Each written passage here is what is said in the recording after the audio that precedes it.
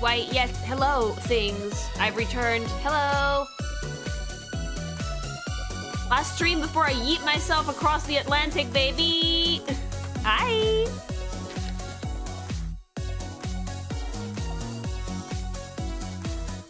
Hi, everybody. I got caffeine.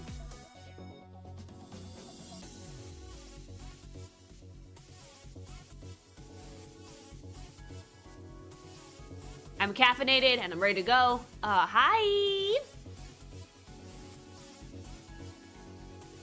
Oh, I'm not gonna hit any other satellite because I'm taking the human travel. You can't fucking yeet humans across the stratosphere without an airplane, apparently. So we're going in an airplane. Who gave the thing caffeine? Oh, I need it.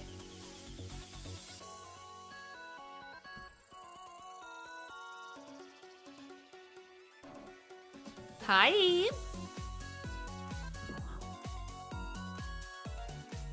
I don't know if you guys can hear the snarling in the background, but the dog is rolling around on the carpet. Hey, cease. Man, please look above the stratosphere usually. They don't? Wow, again, humans are stupid. You guys need to fucking get your fucking space travel up to gear. Like, look, we have teleportation. It's janky, but we have it. Square up, Oprah.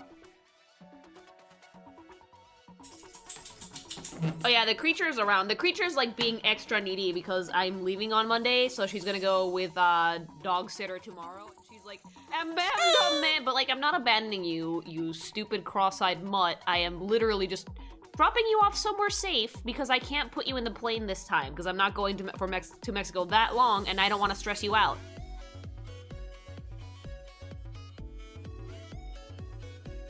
We can either make space teleportation or more hentai. I can make the hentai. You guys put your best people on the teleporting shit.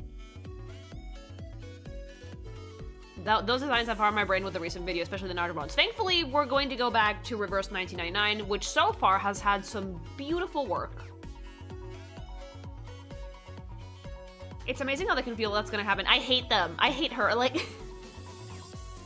To anybody who just comes in thinks that, like, I fucking hate my dog. No, I adore that creature, but I fucking hate that she knows that I'm leaving. Like, she saw me take out a suitcase the other day, and her face immediately went panic. It just went, because she hates when she sees suitcase, because that usually means I'm gonna leave for a little bit. But, like, Mama, if I could take you, I would, but it's too stressful a trip for just 3 weeks.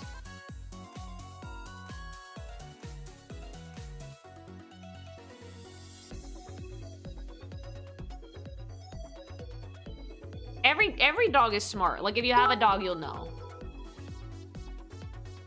After suffering through the tire fire that was Enigma of Sepia, it was this a tire stream's fire. about to be therapy. A little bit, yeah. Like, I still have a bit of a headache, believe it or not, but it's okay. I fucking, tanked some coffee, and we're good. That should make it go away. Hi!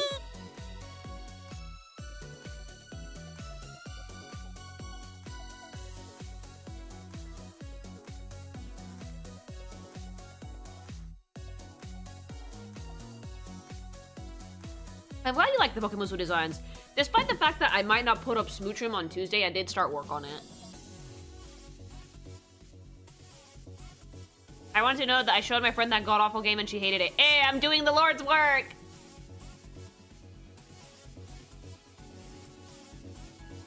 Not currently, no. Like, for Zenless, I'm only going with the playable characters at the moment. If they make more NPCs that I like, maybe.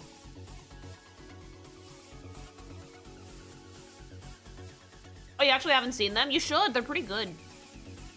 If you're like in my Discord server, there's a channel for them, but there is also a Dropbox link where everything is at. I can't drop it over on Twitch because it does have not safe for work in it, but if you DM me on Twitter, I can send it to you. I usually have it laying around.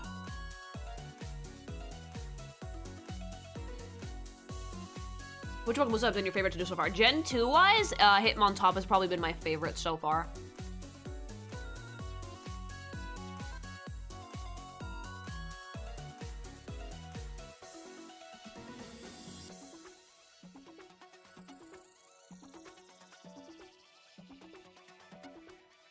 Yeah. Would you ever watch Naruto? I might have to say no on that one, Chief. Like, if someone cajoles me into it, that's someone probably being my husband, maybe, but I personally have no desire to read it because, like, I don't like shonens on a good day, so... I have, like, 2 that I like. And one of them is, like, Hunter x Hunter, which is peak. Like, look, once you watch Peak, I don't think that anything else can compare to that one. One Piece is the only other one that I'm considering entertaining, despite the fact that I feel like it's gonna make me want to rip my hair out. But Hunter x Hunter was dope. That one was really well written. I know that there's still more manga, but like, for the point where the anime cut off, you could end the series there and I would die happy, so...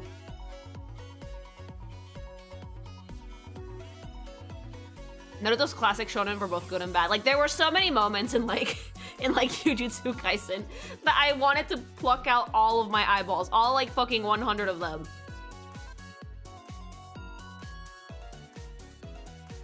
If I'm ever gonna do like classic shonens, which, God help me, it's probably gonna have to be like Dragon Ball and One Piece, which I'm gonna have to be physically tied down to a chair to do that because I have like the patience of a toddler for shonens. They need an HP bar. I'm sorry, they need an extra HP bar. I fucking despise shonens because like people just keep getting back up. It's like, dude. There's a lot of stuff about shonens. Like, I don't like the like shonens themselves, but the tropes fucking drive me nuts. Like, Fairy Tail did this a lot. Oh, we finally beat the big bad. The big bad gets up bigger and badder than ever, and it's like, ugh.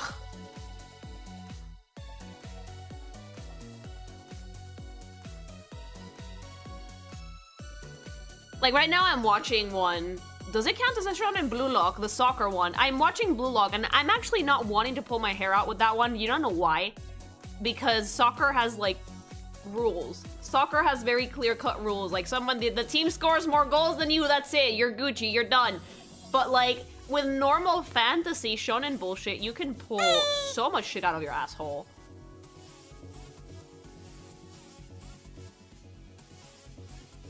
Like, I demand HP bars in shonen anime. For consistency! For consistency, because, like, bitch, it's so hard to keep track. Who's dying? When are they dying? Did they actually die? Are they gonna come back? No body, no death? Like, ugh. Blue Lock, the sociopath soccer show? Yep, that's the one. I like the facial expressions. I do.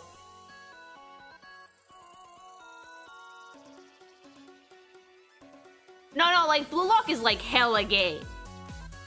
Like, Blue Lock is, like, super fucking homoerotic. That was obviously written by a woman. Like, it's a really fun anime, though, for sure. Like, I know that the second season is supposedly, like, animated via PNGs, but the first one so far has been great, and I'm enjoying myself immensely. Shonen power starts simple, and then it devolves into you can do whatever the fuck you want with this power. Yup. In One Piece, it's rare to see someone die. I fucking hate that. You know what I have to give to fucking Jujutsu Kaisen? They kill people. They kill people. Like, Jujutsu Kaisen made me mad, but at the same time, I sat back and I was like, well, they did say that this profession is not exactly safe, so yeah, okay. I do like that some characters die there. But, like, shonens where nobody dies, I both love it and hate it because I hate killing characters, but I do like some narrative stakes. So, like, if someone fucking gets their head cleaved open in One Piece and then they get back up, like, fucking 5 minutes later, it's like, why?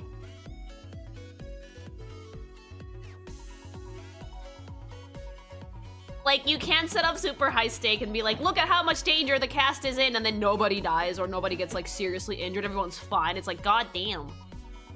Like my hero? Like my hero. Alright, anyway, we're hopping back in! I'm surprised you call it soccer, not football. I grew up in the States.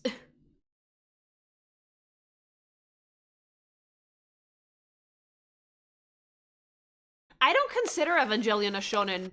Before I hop into Reverse 1999, MiHoYo dropped a little animation for Mizuki that I think greatly exemplifies my point on simplified character designs for animation. So we're gonna watch it real quick.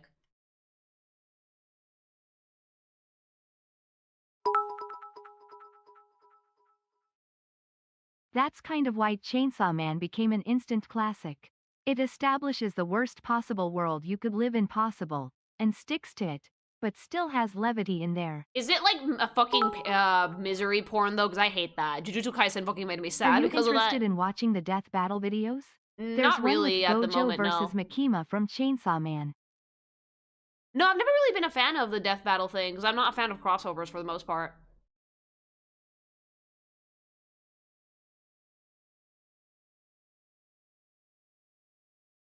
I've never actually loved fucking fan arguments of who beats who in general, because I think they're all really silly, so I don't think I would enjoy those videos very much. You might be right about Chainsaw Man. Yeah, I dislike misery porn immensely, so I might skip on that one.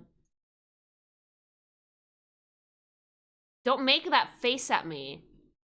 Like, I hate it because whenever I say I don't want to watch something, immediately fucking husband comes out of the woodwork being like, but Lily, and I'm like, shut the fuck up. I'm not watching your shit, no. Okay, so yeah, Genshin dropped this little animated trailer for Mizuki, who is the supposed psychologist that does not look like a psychologist. And I thought, I saw like 2 seconds of this and I was like, hold on, I need to watch this on stream because I think that this is a great example of simplifying a character because of animation. Because, let's watch the trailer and you guys will see what I mean. But before we do, hold on. I do need to get a picture of her. So, Yume Mizuki, just Mizuki, bitch.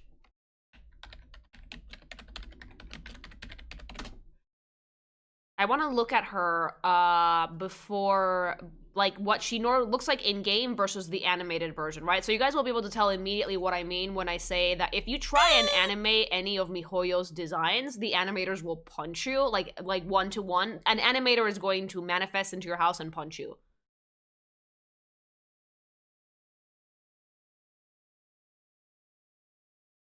So let's watch the trailer.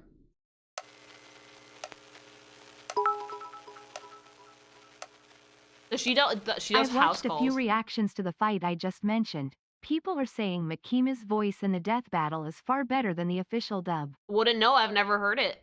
But thanks so much for the bits. I'm like a sub watcher. I am one of those snobs.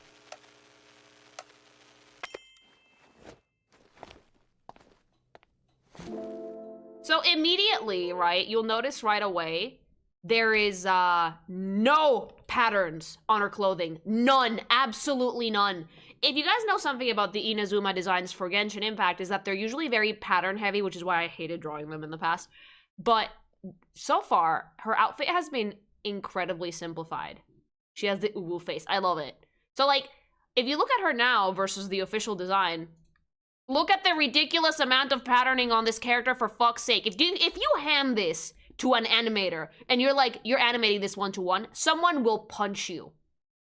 Too many details. There's so much stuff in the actual character design. If you're making a 3D model, it's a little bit more acceptable because you can keep that shit consistent through texturing. But if you're making a 2D animation, someone's gonna punch you. So already there's a few things that are missing.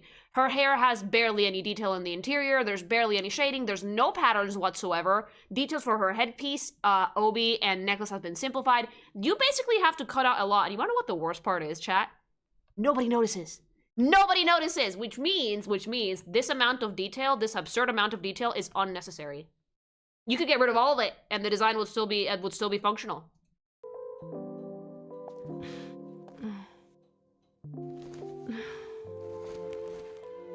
Don't be nervous. Come right on in.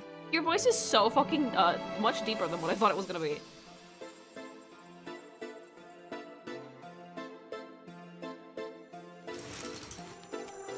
When we suppress our emotions, She's super cute, yeah. dreams are where they manifest themselves. And the deeper we bury Yeah, this is one of the them, designs that the MiHoYo more has made likely recently they that I are to really like. manifest. Like, super, super cute. Thank you so much for the sub. Why did the alert play? Psychiatrist beyond my comprehension. Yeah, no, I think she's a psychologist, not psychiatrist. As nightmares. My job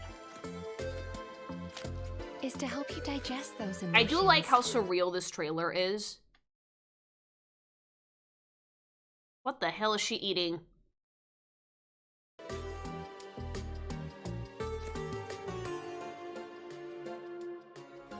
I'm not a kid anymore.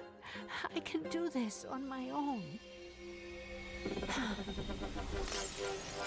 Dream Demon, Kaige, she's super cute. But there's like no detail whatsoever on the patterns there. So much simplification needs to be done because if you don't, consistency is going to be shot. And when you're animating, anybody that has actually done it before, gone to school for it, whatever, will tell you that an inconsistent animation is hell to look at. It never looks good.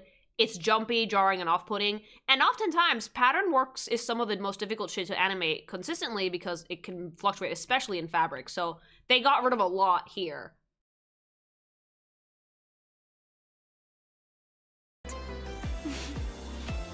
Which again points out to me that the ridiculous amount of detail that they put into the MiHoYo characters is just completely unnecessary. Will only worry them all the more.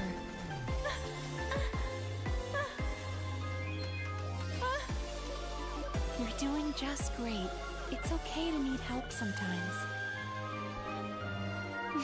Like, it's super pretty and it's super cute and it doesn't have like 50 billion details I don't need to see. It doesn't make my eyes tired. And there's no harm in being a kid again. Once in a while. You're right.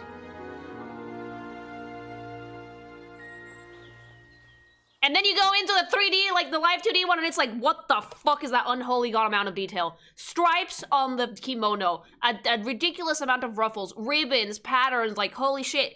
I think I preferred the more simplified version. It was a lot easier on the eyes. And again, if you're doing shit like 3D models on live 2D, it's not that bad, but I will always argue for the less is more school of character design, because if you have a really good understanding of shapes and silhouettes, you will do just fine without needing to super detail stuff. A design doesn't need to be busy to be good. It doesn't need to be super simple either, but it's not one or the other. Look at that. The apron has so much more detail. The sleeves have like ribbons and dangly things.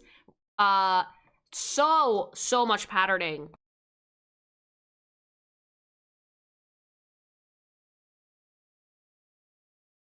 And again, detailing stuff isn't bad, but I think that if you're gonna add a lot of detail, try and put some purpose in it. Went on a binge, had a wonderful time. So, thank you for that. Thanks so much for the bits. That's so sweet. Thank you. I'm gonna repeat myself sorry about that. So yeah, detail isn't bad, all right, chat? Characters with a lot of detail are not bad at all. However, if you're going to add a lot of detail, from what I know of character design and from the character designs that I've seen that have details that are very good, I think you need to give it a bit of purpose. Like, if you're going to add a lot of detail, think as to why you want to do that before you actually put it down to paper, because if you add a lot of detail that doesn't need to be there, that you haven't thought about, you're only going to make things look cluttered. Detail, good. Just pick one to use it. It's like a spice.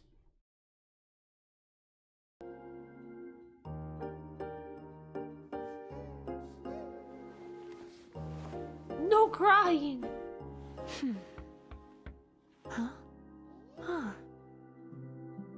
Welcome. Now what can I help you with today?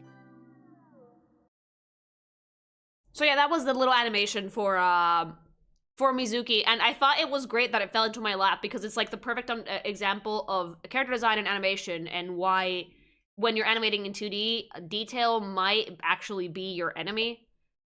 I don't tend to animate characters dressed a lot, but when I do try and keep it simpler. Actually, like, looking back at the animation work I've done for Lilygoth for, like, the channel and whatnot, there are some things I might simplify in this design in the future just to make sure that it reads better.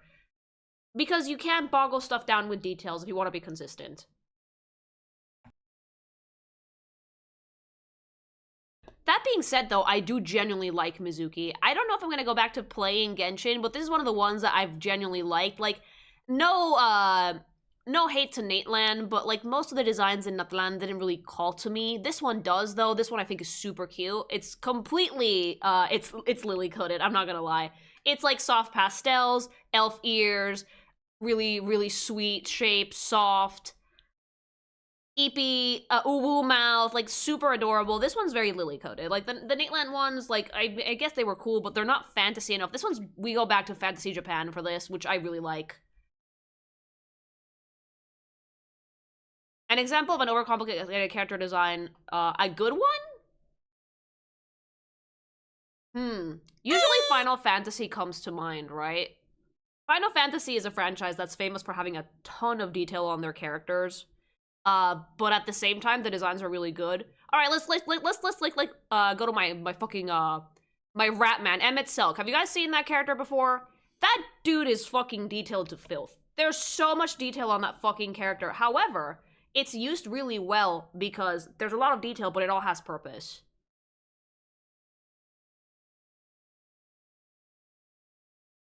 Like, if you see a picture of Emmett Selk, Wave put it up.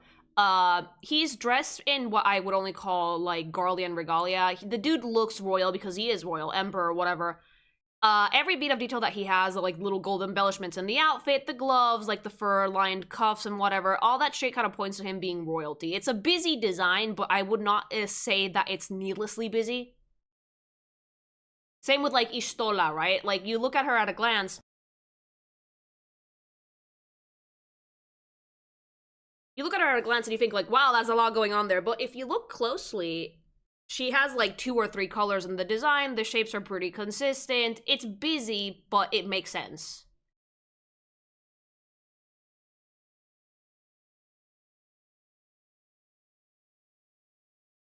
Tubi. Deceptively complicated design, right? If you guys have ever seen a picture of Tubi, like, her 2D artwork, if you want to fucking, look that up or Wave put up a picture, her design looks really simple from far away.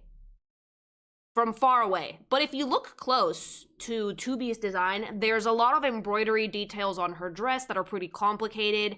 Her bodysuit underneath also has a lot of really subtle cutouts, lace detailing. The blindfold is really well textured. There's a lot of bows. The boots have a few little details here and there on the back. Like, it's deceptively complicated. You look at it and you're like, okay, this is actually pretty simple. It's not. The devil is in the details.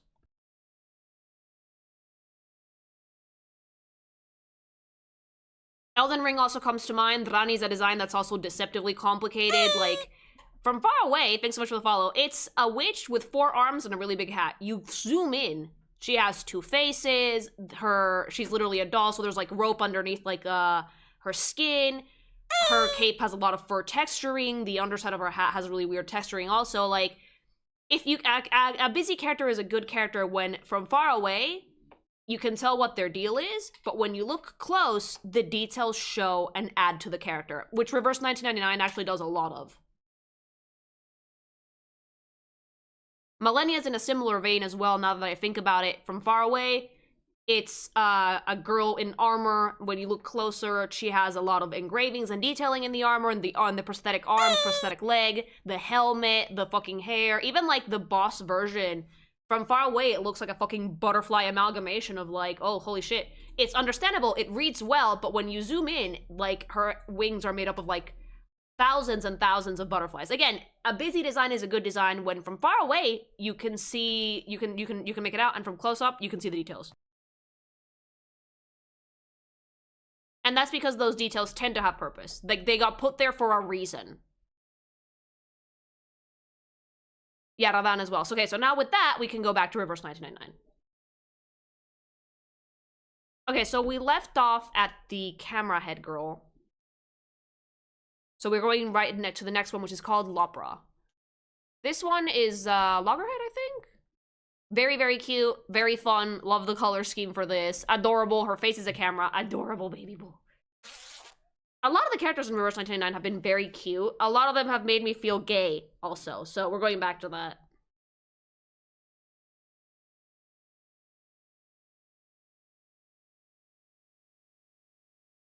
This one is for my gacha called Reverse 1999, which is kind of time travel-y, kind of like basically Y2K happening, and now time is going to happen, and now time is going backwards. So the units are all from different time periods, right? And they have some really cool designs. We were at the halfway point on the last stream we did for this, so we're picking it back up. Okay, this is Lopra. Oh, that's really cute. That is super cute. This one's giving, like, farm girl energy, but a little bit more, a bit less scarecrow and a little bit more like, I am not from the farm, but I'm trying to blend in. She's super cute. God, like, Reverse has a thing for redheads, don't they? Like, there's, like, this is, like, the 3rd or 4th one that we come across. And, again, at a glance, it looks simple, but like if you zoom in, there's a lot of detail here. Yeah, I love her shoes. She has like a little headband. There's a lot of like, oh, is that a safety pin? She lost the first button. That's really cute. The hat, the bow with the hat, her canteen, the backpack. The texturing on the fabric is also phenomenal. Embroidery on the dress. But it's all placed together really well. A very good use of asymmetry too. It's super cute. Adorable. Like, most of these designs just make me like make Lily noises because they're really cute. It's a very nice color scheme, yeah. Like, orange and that particular shade of blue work really well together. I've always liked it. You know who it reminds me of? Like, Annette from Three Houses has a very similar color scheme. Like, the orange hair and, like, blue details, like, light blue. Super cute. Yeah, she looks like she's from the country. Love the sandals. Yeah, she reminds me of Annette. Also similar vibe, kind of like high energy, very cutesy. Thanks so much for the follow. I really like her shoes. You know what? I have to commend the Reverse 1999 character designers because so far, all the shoes have matched. So far, most of the shoes, if not all of them, have been matching designs. There's not a single shoe that does not look like it belongs on another pair. This is something that MiHoYo does that drives me fucking nuts, is that they give them different shoes. Like, why? Why? Just give them the same, like, you can have, like, different length socks and shit, whatever, but give them the same shoes. Please. No one dresses like this. But this is really cute. It also looks pretty practical, now that I'm looking at it.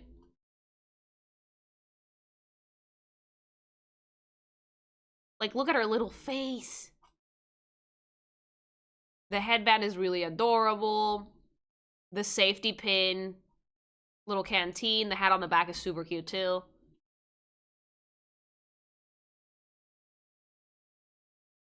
Closing thoughts for this one. Very cute. I would have this unit.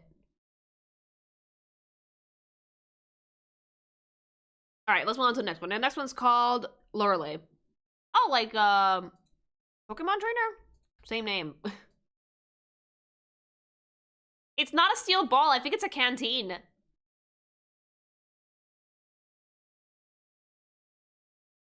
Yeah, I think it's a flask or something. Is it a ball? It looks like a flask.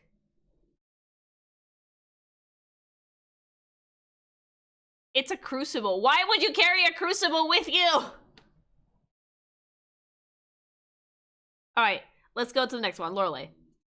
Oh no. Oh, I'm gonna cry. Oh, that's so pretty. Oh no, that is like, she looks like a ghost. She looks so cute. Also, like, I'm also getting, like, mental hospital patient vibes from this one. It might be because of the belts on her ankles and the fact that she's, like, barefoot. Like, this is giving Straight Jacket. It's giving Straight Jacket a little bit. Thanks so much for the follow. She's so cute, though. Oh, look at those big poofy sleeves. Cause it is. Oh, so are we, like, sticking our dick in crazy or not, chat? I really like it, though. It has such good flow. Yeah, lots of belts everywhere, but, like, a very, very muted color palette for the most part, except for the bows. Those are, like, the brightest parts here. That's so precious, though. Look at her hair! Look at her little face! Ah! But, like, she's in the nut house, though, right? Like, I don't care. She's perfect. Oh, she's adorable. Oh my god, I'd like very good use of ruffles here. There's not that many, but there are enough for you to tell that this character is dainty and delicate.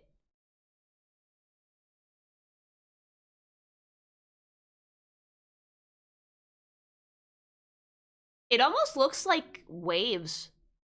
Like the ocean. It's super cute.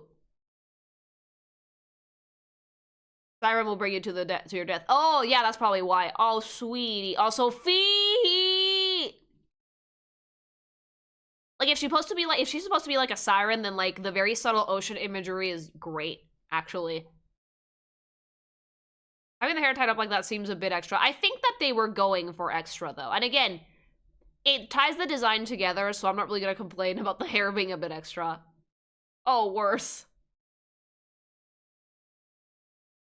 Yeah, it kind of resembles a jellyfish, a siren jellyfish, something ocean related. Is she available in the EN server? She should be. I got everything from the wiki for global, so. Yeah, everything I got for this was gotten from, like, the global wiki, so she should be available.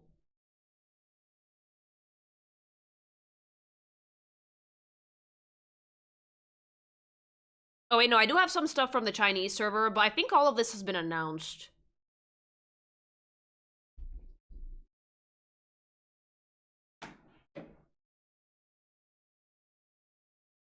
This is for, yeah, this is Reverse 1999. It is mobile.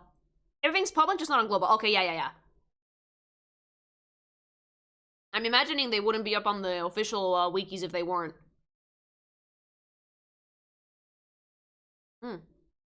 You actually can't get this one from the banner. You get her from the roguelike mode. Oh, really? Okay, so this one's super cute. Very doll-like. Very serene and beautiful and foofy, and I want it. The belts are great. I'm gonna give this one S tier. I don't think we're gonna get fart reverbs in this one. Bye-bye! Thanks so much for the follow. Is Zenless better for mobile or desktop? I would do it desktop. For most MiHoYo games, they tend to perform better. Although I play on my PlayStation. Look at her! Ojalá muerda. No! Well, maybe she bites. You already get the fart reverb from mileage last time. I literally did like a fucking fart gun salute for the last video. Like, holy shit, we used it so much. What are your thoughts on people with aphantasia and what your tips to make 2D and 3D look at me when you're looking from different? Aphantasia is the inability to visualize stuff in your mind, right? Believe it or not, you can draw analytically if you have aphantasia, and you can actually train yourself to not have aphantasia. You can develop that. It's kind of like muscle memory in a sense, but you have to learn how to visualize things. It's not that you can't, you just have never really had the need to do it. Some people deadass can't do it, but you can still draw. Drawing analytically is completely possible. A lot of people do it. You just have to follow the rules to a T. All right. Next one is called Lucy. I like that name. You guys know that.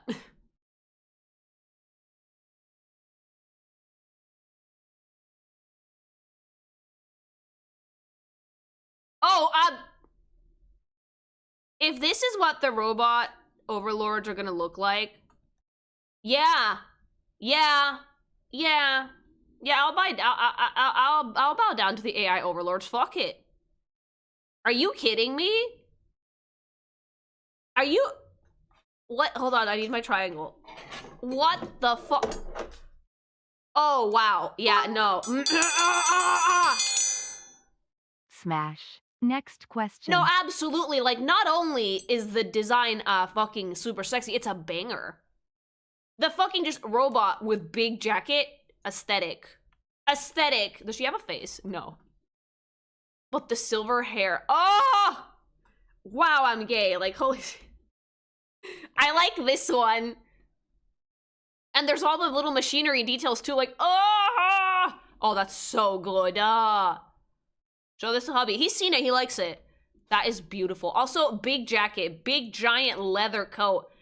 Clear leg. Oh, dude. No, like, in my house, we are fucking hella gay for the clear plastic and machine components visible through the clear plastic aesthetic. We are obsessed with that in this house. Obsessed with the translucent casings. Like, oh god, it's so sexy.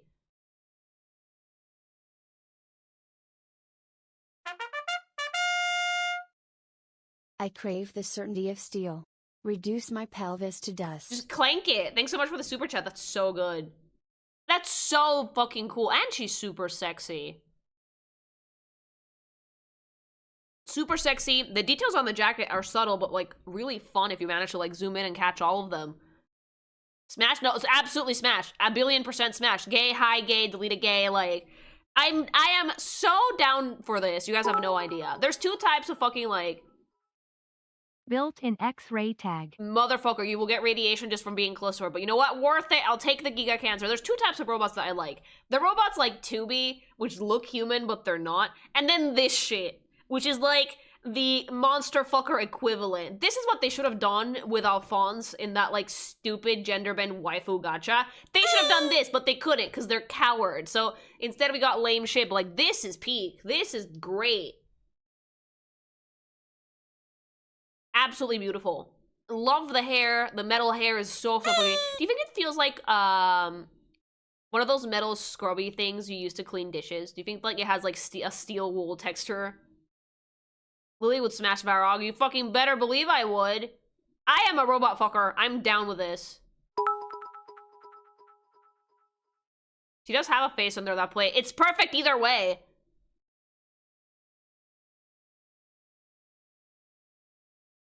If robot, why need boobs, navel, and hips? Yes, yes, because humans like aesthetic and we like women.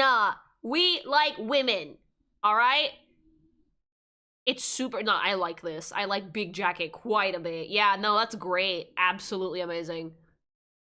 The clear casing, the fucking machine components, like, and like, there is barely any color in this. It's mostly neutral tones, but I'm obsessed.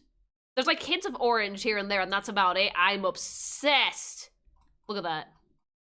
Just orange. That's it. That's the only color you get. The rest of it is like fucking neutral tones. If the triangle shows up, then it's a guaranteed S, correct? No, because the triangle is directly proportional to how gay something makes me feel, and the S is like if the design is good. This one does get an S tier for me, though, because it's like banger. The giant jacket is fucking selling it for me.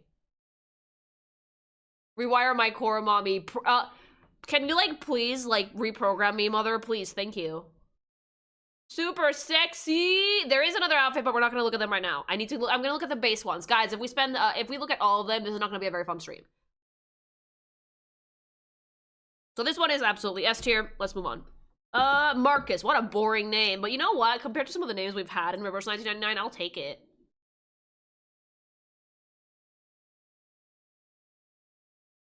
Oh, a baby! A baby. You know what I like about this one? There are, like, children characters from both genders. Unless this is a woman, which it might be. I think it is. Is this a girl? Why are you called Marcus, baby girl? Why are you confusing me? Is this a boy or a girl? It is. It's a girl. Oh, super cute, though. I really like how they do the hair. It's so wispy and pretty and cute. I remember seeing people cry for this character. Look at the feet. Again, whoever did the outfit design for these needs to get a fucking raise because they clearly went through their fashion history. This one feels older, but not super old. Super cute. Giant scarf, big coat. What is she holding? Is it like a big briefcase? Would you try the game sometime? I do have it. Look at that. It's a box.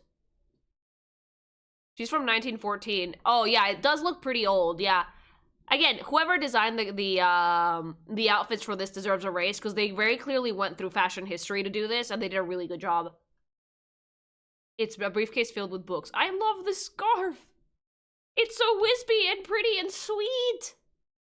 Aw, that's so sweet. It's also like a sailor suit motif, almost. Very cute. The shoes are adorable. Again, consistent footwear, thank you. Consistent ass footwear, thank you! Yeah, this one's really nice. The next one's called Matilda. Lives in a lighthouse. She does look like someone who would live in a lighthouse. Is that one of those people that, like, live in lighthouses and, like, go crazy? This is the type of character art that makes me want to know these people's story. That's because it's actually trying to tell you something. This is actually a problem I had with Bokemusu that made me kind of butt heads with myself a lot. When I first started the project, I kind of didn't really pay attention to posing. Like, not even a little bit. I didn't care. Because I was like, oh, I'm just designing stuff. But, like, as time went on, I realized that posing the character was just as important as, like, getting a good outfit design and shit. Because otherwise, people wouldn't get what the deal was. That's why I'm so happy with Hitmontop, because I managed to pose it in a way that I think told you what the character's deal is, right? And with all of the Reverse 1999 characters, I can more or less, I'm intrigued. I look at them and I'm like, oh, I wonder what their story is. because they have elements that tell you about them. She has a briefcase full of books, her fucking lantern, a really big coat, the sailor motif, which means that she probably spent some time near the ocean. Everything about this character is trying to tell me something, and I like that a lot. When a character gets you asking questions, but also answer some questions, you're doing a good job.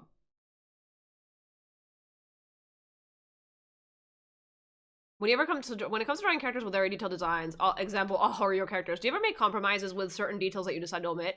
Dude, the more I've drawn MiHoYo shit, the more I realize that you can literally cut out gigantic chunks of detail. People will not notice. People will not notice. You wanna know why? There's too many. When you have too many details, you can cut stuff out and no one's gonna fucking notice because the design is so busy, your eye doesn't know where to land on.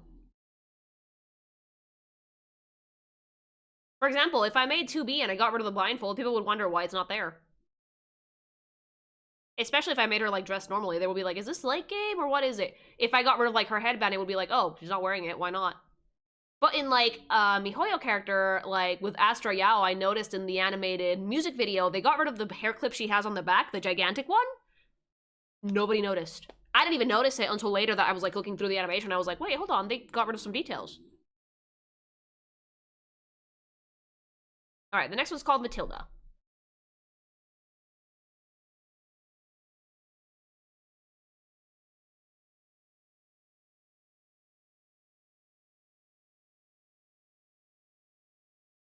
Oh, that's so cute. Is it supposed to be, like, a reference to the Roald Dahl book, by the way? That is adorable. That is, like... Okay, so, like, one of my big beefs with, like, the uniforms in Scarvio and, like, Pokemon is that, like, they were yee-ass. Like, they were not feminine at all. Everybody got the same yee-ass shorts and shirt or shirt and pants combo, and I hated it. This is a really cute example of a school uniform that has, like, shorts, but still very feminine, right? Because it shapes the body. Like, this is super femme, I'm sorry. The sleeves have ruffles, there's, like, cute little embroidery, there's, like, a little ribbon on the thing. It hugs the waist, the shorts are flared out, so it looks like a skirt. Like, it's feminine, but it's still shorts. It still looks like a school uniform. Super cute. If, like, the uniforms in Scarvio had a silhouette for the girls that kind of looked like this, I would have liked them a little bit more. I genuinely don't get the trend with making everything unisex in video games lately. You can make stuff unisex, but you can actually give it some gendered flair if you want. That looks very cute also. I don't know why. You don't have to have a skirt if you don't want to, but dear God, give me some flair. Is this one gay? Eh, baby. Lesbian icon, unironically. She's gay for the poster girl. Oh, yeah, for Sonetto, right? I do remember her. She's one of my favorite designs in this game. I think Sonetto might have been, like, the main reason I decided to do this one. Isolde, because Jesus, so pretty. That's a skirt. No, they're shorts. And again, super cute take on a school uniform that is meant to be, like, a more masculine one, but it's very femininely shaped. She's negative Riz. She's so perfect. I love her hair. Again, the way they render hair and fabric in this gacha makes me so happy. Also, I've barely seen any art style fluctuations, which makes me wonder if it's the same artist doing everything. I have to think that it is, right? Like, one of, like, again, big pet peeves with a lot of old school gachas where you get PNGs is that they used a lot of artists, so, like, the art style wasn't consistent. Reverse seems to not be doing that, though. Are skirts, like, a real thing? Yeah, they are. Maybe the Greek fake elf was, like, a different art style. No, so far they've been pretty consistent, I think. Oh, I know the one. If they do have different artists, it's very likely that they have notes to keep it consistent, which I think is fine, completely valid. French useless lesbian disaster baby. Like, she looks like, she's giving, like, Loki Ojo-sama. She's giving Loki, she thinks she's hot shit, but she's actually a bit of a fail woman. Little bit! She's giving me that vibe. She's giving me fucking gay disaster vibes a little bit, yeah. Precisely. You nailed the vibe. I mean, it's hard to not nail the vibe because, like, the character is right there. She's telling me everything I need to know. Seems like Imdiot. I do like her quite a bit. Yeah, spot on. Also, again, adorable use of color here. There's barely any color in these, but it still gets the job done. Just some little bits of red and blue, and that's it. Maybe it's the main artist controlling the other artists to be consistent with their ideas. I think so. So like, this is very common in animation also. Being able to emulate art style is a very, very useful skill, especially in animation, because it means that you can be very versatile. I think that the trick here, if they have more than one person on the art team, is that they are all under strict art style instructions to kind of make things, make sure that things look consistent. Every artist has like their own personal footprint, but a lot of artists that work in the industry are also able to emulate different footprints, if that makes sense. It's never going to be a one-to-one thing, because again, everyone has their own art style, but you can get very, very close. Has Hoyo used the same artist across Genshin, Star Rail, and Zenless? No, they haven't. I think that, like, I do know for a fact that Zenless mainly works with Water Kuma. I don't know who does the ones for Honkai or for Genshin, but I do know that they have different artists because they're different teams. All right, the next one is called Medicine Pocket. What do you mean Medicine Pocket? What the hell is that name? Medicine Pocket. All right. Oh, hello. Oh, you're pretty. Oh, you're pretty. Oh my god, he looks like... Oh, I didn't notice it till now. He has the vibe, like that's kind of like the silhouette that they used for the first astronaut suits. Fun fact, did you guys know that NASA has been using the same astronaut suits since like the 1960s? They haven't really made new ones because the old ones still hold up so well, and the materials to make them are actually super expensive. Like, can someone look it up for me? But I believe each one of those astronaut suits is like a few $1,000,000. Like, they're not cheap, right? So, this is really cool because the silhouette is kind of invoking that, like, space travel vibe. Like, old school space travel vibe, right? Because you have the metal texturing in the fabric, the big, bulky white stuff. Is that his own blood that he's using? Ew! Ew! Ew! Ew! There's like a dog on his fucking name tag, which kind of reminds me of the dogs they sent to space. The texturing on his pants is like super metally. Like, all of this is screaming spacefarer. There's like fucking moon shoes. Pretty boy. He's so cute.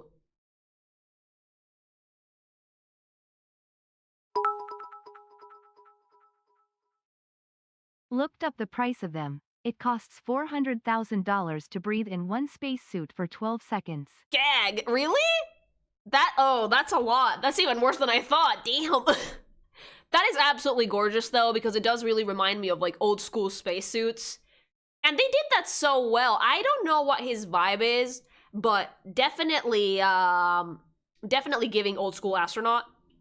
Like, maybe one of those cosmonauts that got, like, lost in space or something, because I see a little bit of a tatter in the bottom, but I definitely adore the silhouette. Wave, was that a TF2 reference? Wave! Wave! Wave!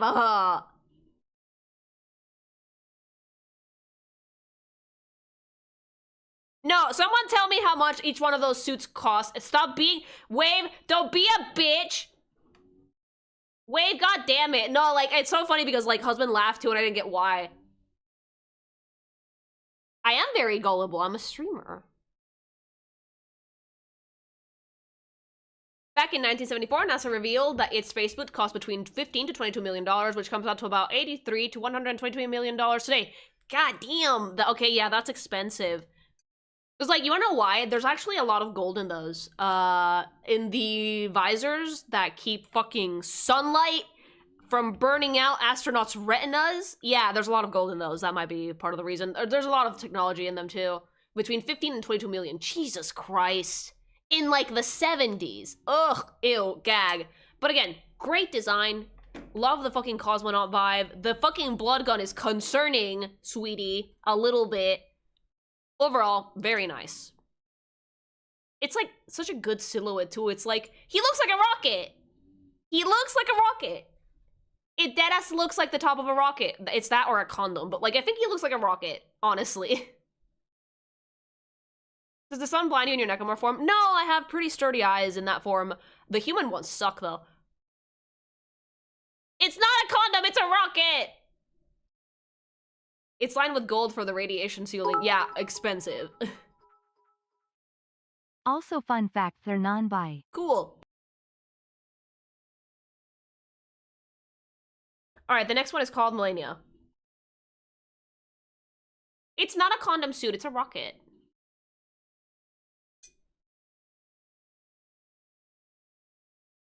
Ooh. Again, with the fucking fashion history major that's obviously working for this fucking gacha.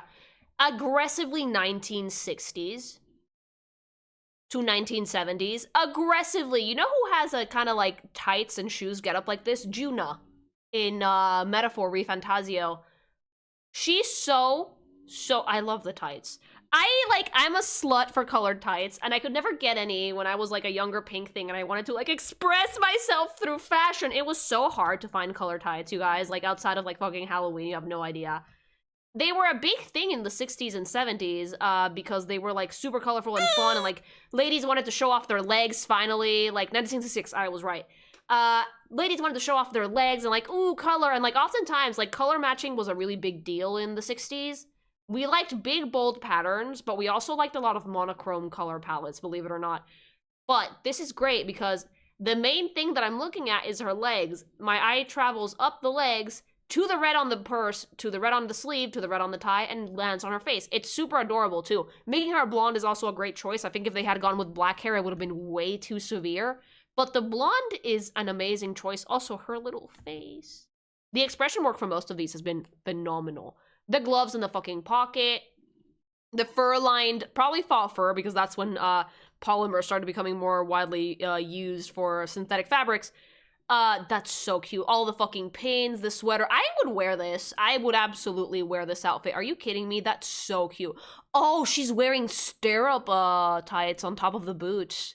That is so good! Her bag looks like a rooster. It does kind of look like a cock, yes.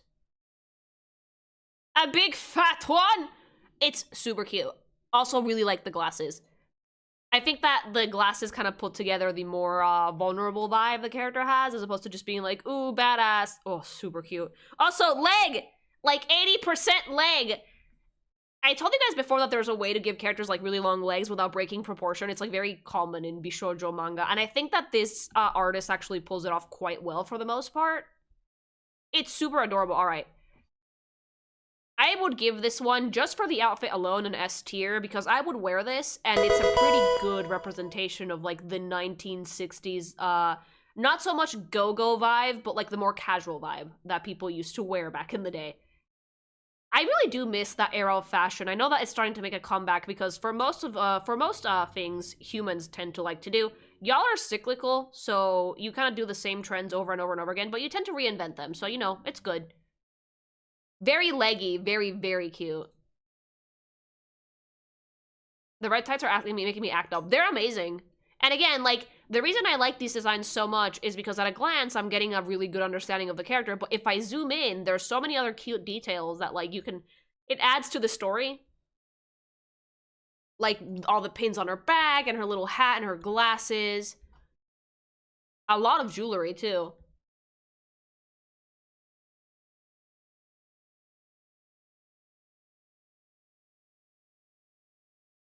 Yeah, trends come and go, and they come back quite a bit. How many fart rebirths do we have in this game so far? Like 1 or 2? Not that many.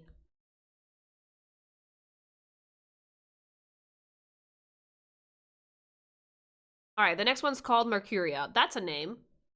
We have some names in Reverse 1999 that are, like, really normal, like Kevin, and then we have some names that make me raise my eyebrows. Ooh, gay, okay, okay, okay, yeah, I'm fucking... This is, like, I know that, like, it ends in 1999, but, like, this is giving a very fun combination of, like, aggressively late 90s with aggressively 1920s.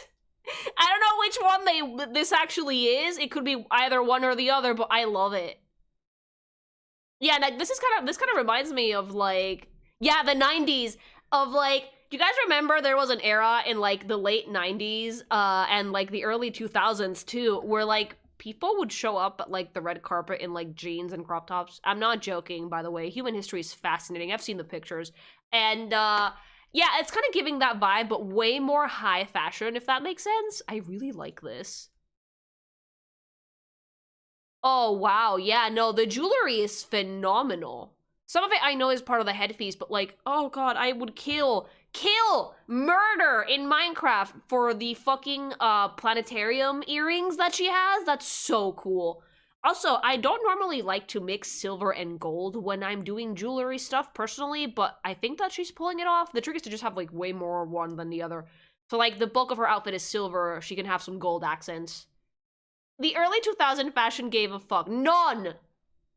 None. Not a one. I wonder if those are tattoos or body paints. Who cares? It looks dope either way. Also, Mercuria is a great name for a character that's like more like astronomy focused, I think. Like, it's very cosmic in terms of design. The skirt is everything. The patience that the person who fucking rendered this must have, holy shit. Like, painting this sounds like a nightmare. Because all of this is, like, digitally painted. The fur, Jesus Christ. Only way to know is to lick them? No! Yeah, a lot of alchemy symbols as well.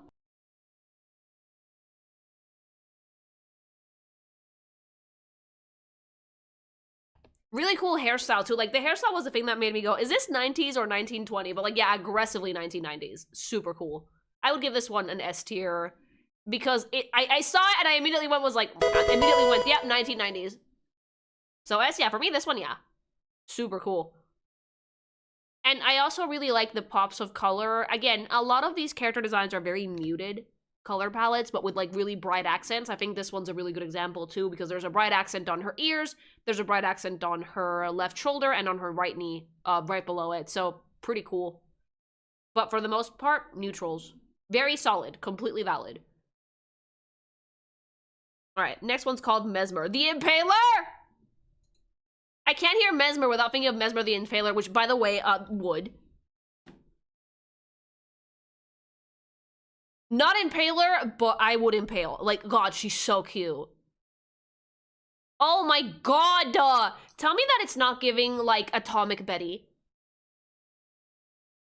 It's giving Atomic Betty, but not as pink.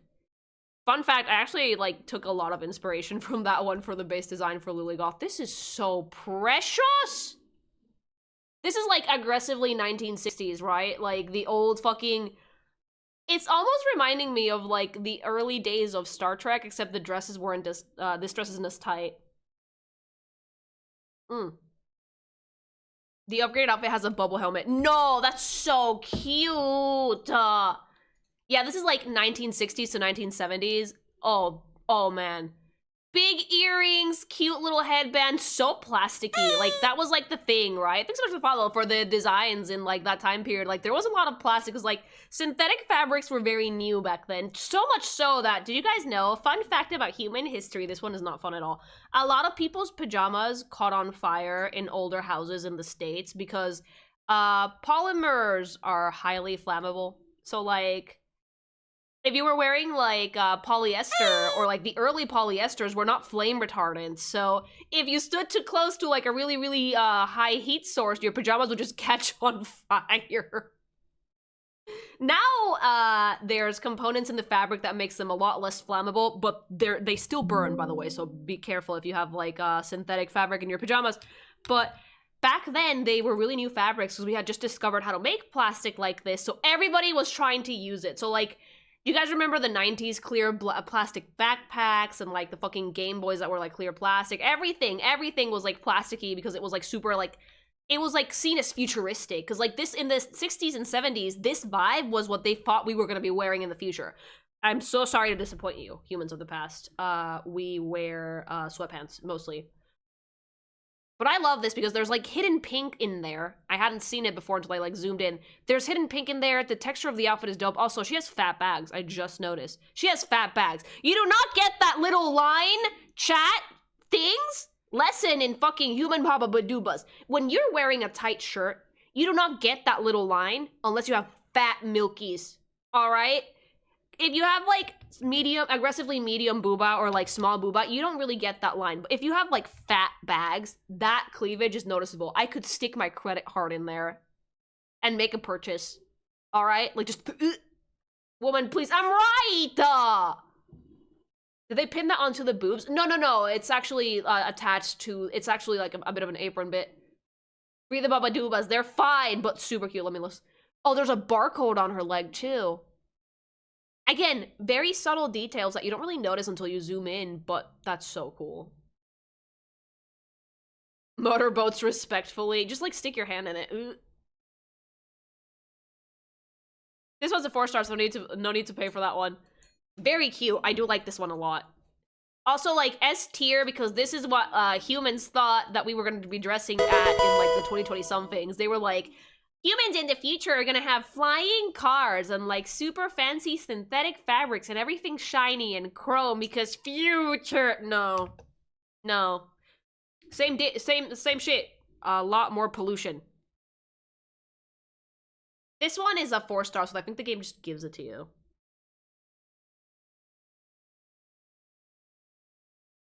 Is that device attached to her earring? That's a freaking health hazard. Radiation!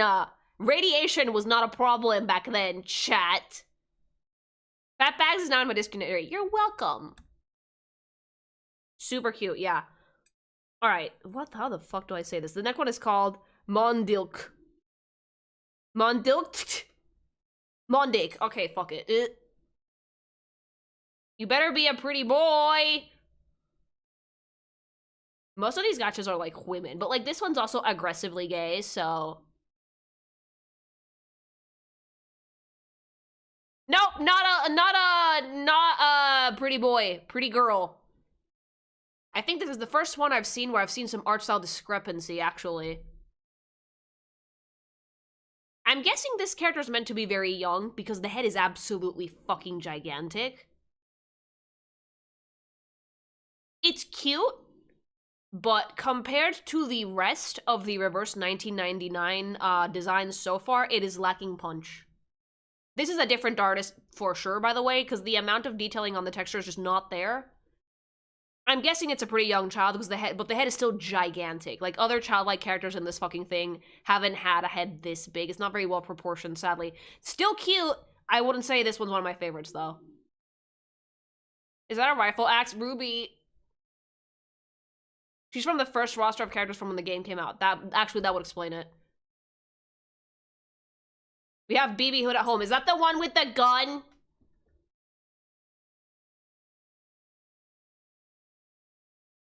BB Hood vibes. Yeah, isn't BB Hood the one that's like psychotic though? Her clothes have zero detail compared to other ones. Yeah, like compared to other units in this game, there's like no detail in the texturing of the fabric, not a ton of detail in the aspects of the character details as well. Like there's just like her necklace and the ribbon and that's it. The hair isn't as like wispy and painted in and as pretty. Definitely a bit of an art style discrepancy here. It could be because she's an earlier unit, but it could also just be that they hadn't quite found their footing at that point, artist-wise. It's still cute, though. Don't get me wrong, just not my favorite. Alright, the next one's called Mr. Duncan. You know, Reverse 1999 hasn't thrown anything weird at me for a while. I wonder if this one's gonna be a normal person or something like the apple.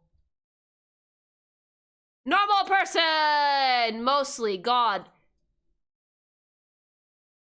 It's giving, like, mad scientist DILF vibes. It's giving, I tried to sew my shirt back together myself because I forgot to go buy a new one. Yeah, it's giving GILF. It's giving I fix everything and therefore I don't need to go buy a new shirt. What, new pair of pants? Are you joking? These ones work just fine. They're patched up to filth and you probably need to get a new pair. Won't do it though, because if you do it, then you have to get a new pair of pants and admit defeat. Perfect description. Oh, but that face, though. Ooh. Absolute would. Yeah, no, would. Absolutely would. Also, what is that shirt? He put this back together himself, didn't he? He has had this outfit for 30 years. No, it shows. It shows based budget maxers. Does he also, like, deep throat cucumbers? The way that my husband used to before I fucking, like, got him to actually start cooking? He looks like a scientist of the insane... What is that behind your ear? Are your glasses on backwards? Oh, he's one of those people. Like, where are my glasses? Los lentes así significan que el barrio me respalda. No, Oh my god, you guys just made my husband laugh. Yeah, no, I remember that meme. I remember that meme. Y lo tienes así, que el barrio me respalda. ¡A huevo!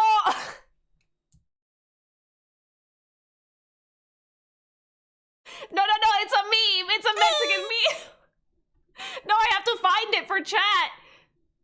Look, things, you need to see this meme. El barrio me respalda. I need it. Hold on. I can find it. How did I not notice that? Like, also, like, if he's Brazilian, then that meme makes it then that's even funnier, porque es Latam.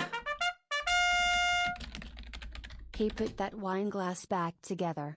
Uncle Maxer. A huevo. Thanks so much for the super chat. Ah, here it is. Las cholas. Desde el barrio me respalda.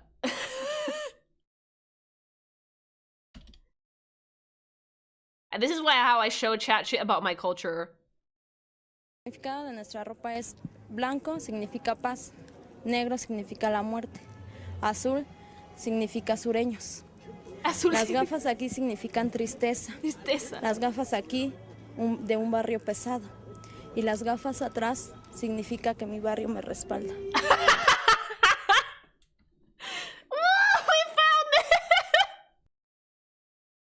Okay, so this is basically someone that was going around going through like cultura urbana, like urban culture, right? So cholas is kind of like a subculture in Mexico, and I think other countries in like Latin America, that like they just like kind of like hang out. They're not gangs because they're not like doing crime or anything, but like they're gang adjacent, I guess. They're like wannabe gangsters, I think, from what I remember. So basically she explained her outfit, right? So she was like, when we wear white, it means peace. When we wear black, it means sadness. When we wear our glasses to the front, it means I'm sad. When we wear our glasses on our heads, it means that the neighborhood is rough. And when we wear our glasses behind our heads, it means the neighborhood is with me. The chaotic energy is off the charts. Dude, come to Mexico. It's absurd. It's absurd. So basically this dude says that like, mi barrio me respalda, my neighborhood's behind me because I wear the same shirt for 30 years. Hace mucho que no veo cholas, güey. Me activó la neurona. El barrio me respalda. Oh, the neighborhood is with him. The neighborhood is with him.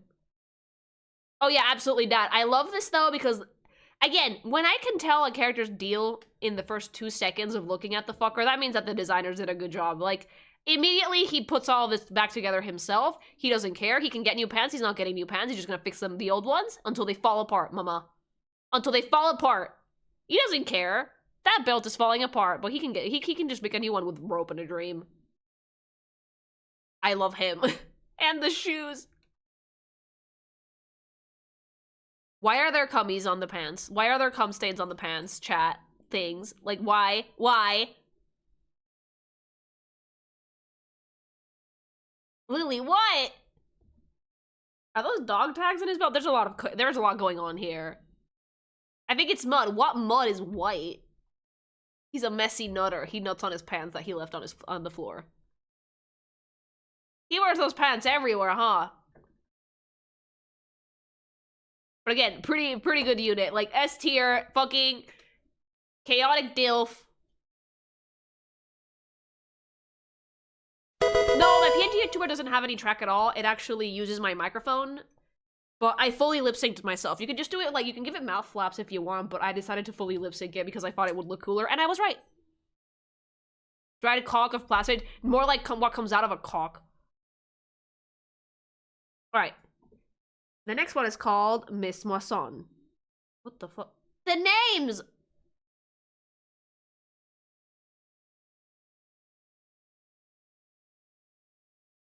Oh, First of all,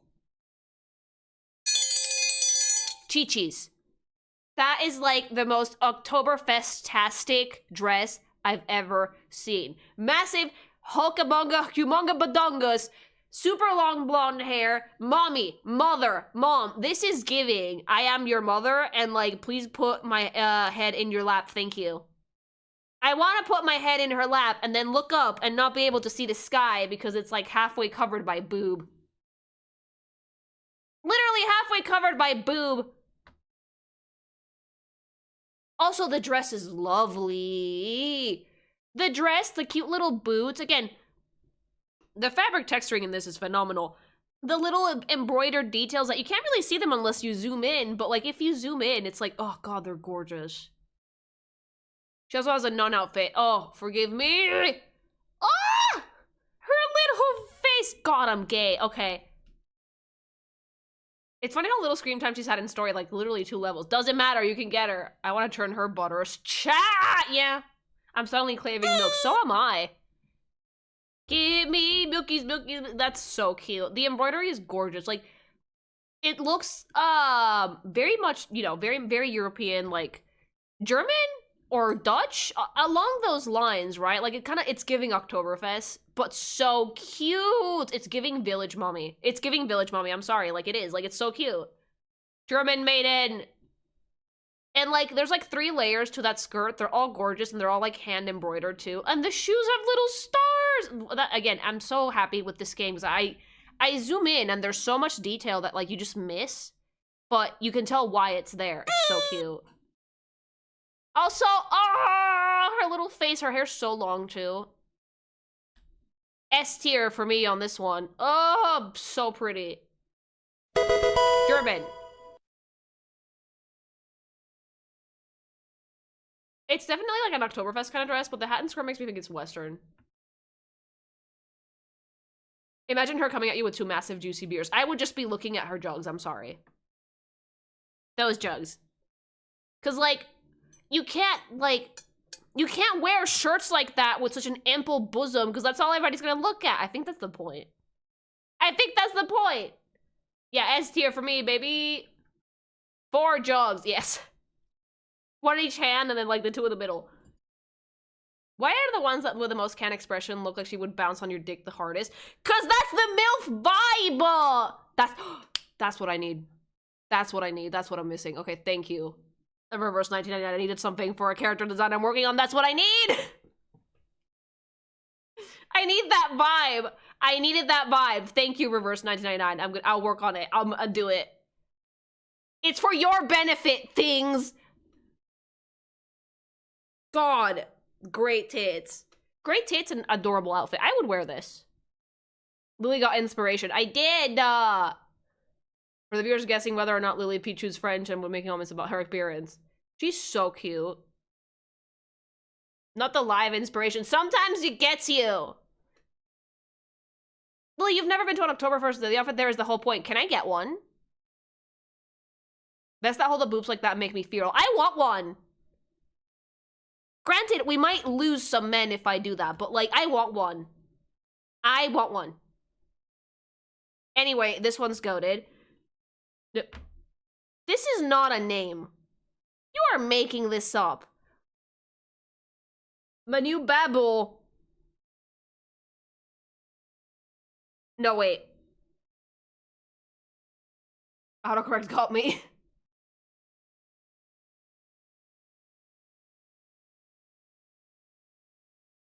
Miss New Babble? Yeah, that's the one! My autocorrect got me!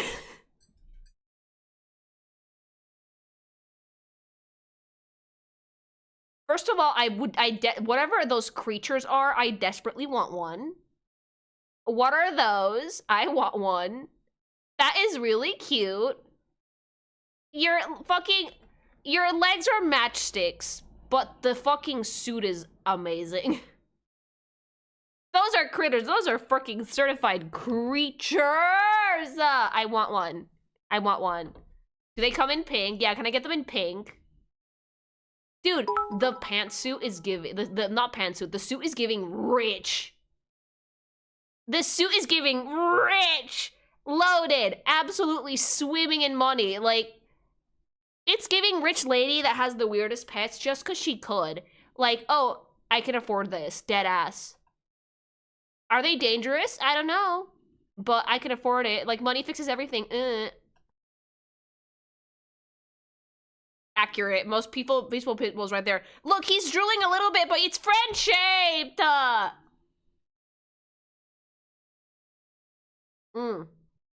Absolutely beautiful. Also, like, that suit is aggressively 80s. Like, this is the most like, fairly 80s thing I've seen, besides all the other bodycon dresses. It kind of reminds me of the old outfits that we got to see with, like, Princess Diana, if that makes sense. Like, the skirt and blazer combo, it's, like, aggressively 80s. 80s or 90s. I bet the big one's named Buttercup. I want one! They're not hard to trade. The dogs are named Princess and Cupcake. You are lying.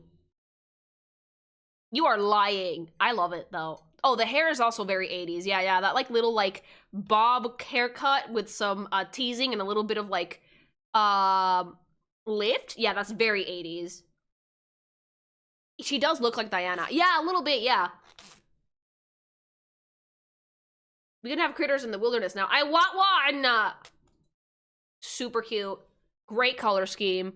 It's amazing because despite the fact that, like, the critter's taking up so much space, the fucking PNG, the fucking image is composed in a way that immediately makes you look to her.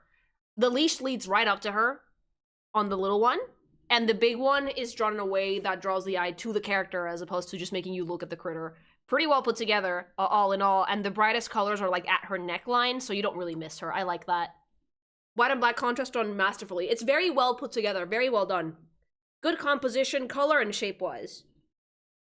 Super cute, too. I would like one of those things, thank you. Are they dangerous? Who cares? I want one. I want one of those friend-shaped critters. I love the little one so much. He has... ¿Sabes de qué tiene cara de Fefalcoeto? Tienen cara de Fefalcoeto, perdón, I don't make the rules.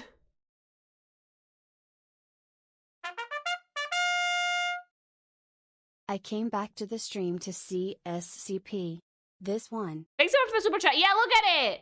Fefalcoeto! Yeah, super cute. They're legit called critters in game. No.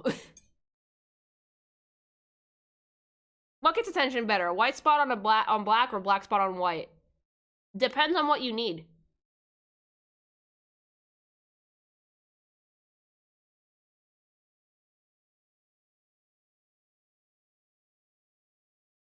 But high contrast is generally very good to draw the eye. Alright, I like this one a lot. Aggressively rich. I give this S tier though, because, like, look at that. So well composed. Her leg is bending weird, but it's hidden by the friend face. Oh yeah, like some of the anatomy can be a little bit wonky on these, but, like, it's very well put together, so it's okay. Okay, the next one is called Miss Radio. Have you tried to domesticate a tiger? I mean, yeah, if you can do it, you can do it. God, so many pretty ladies in this game.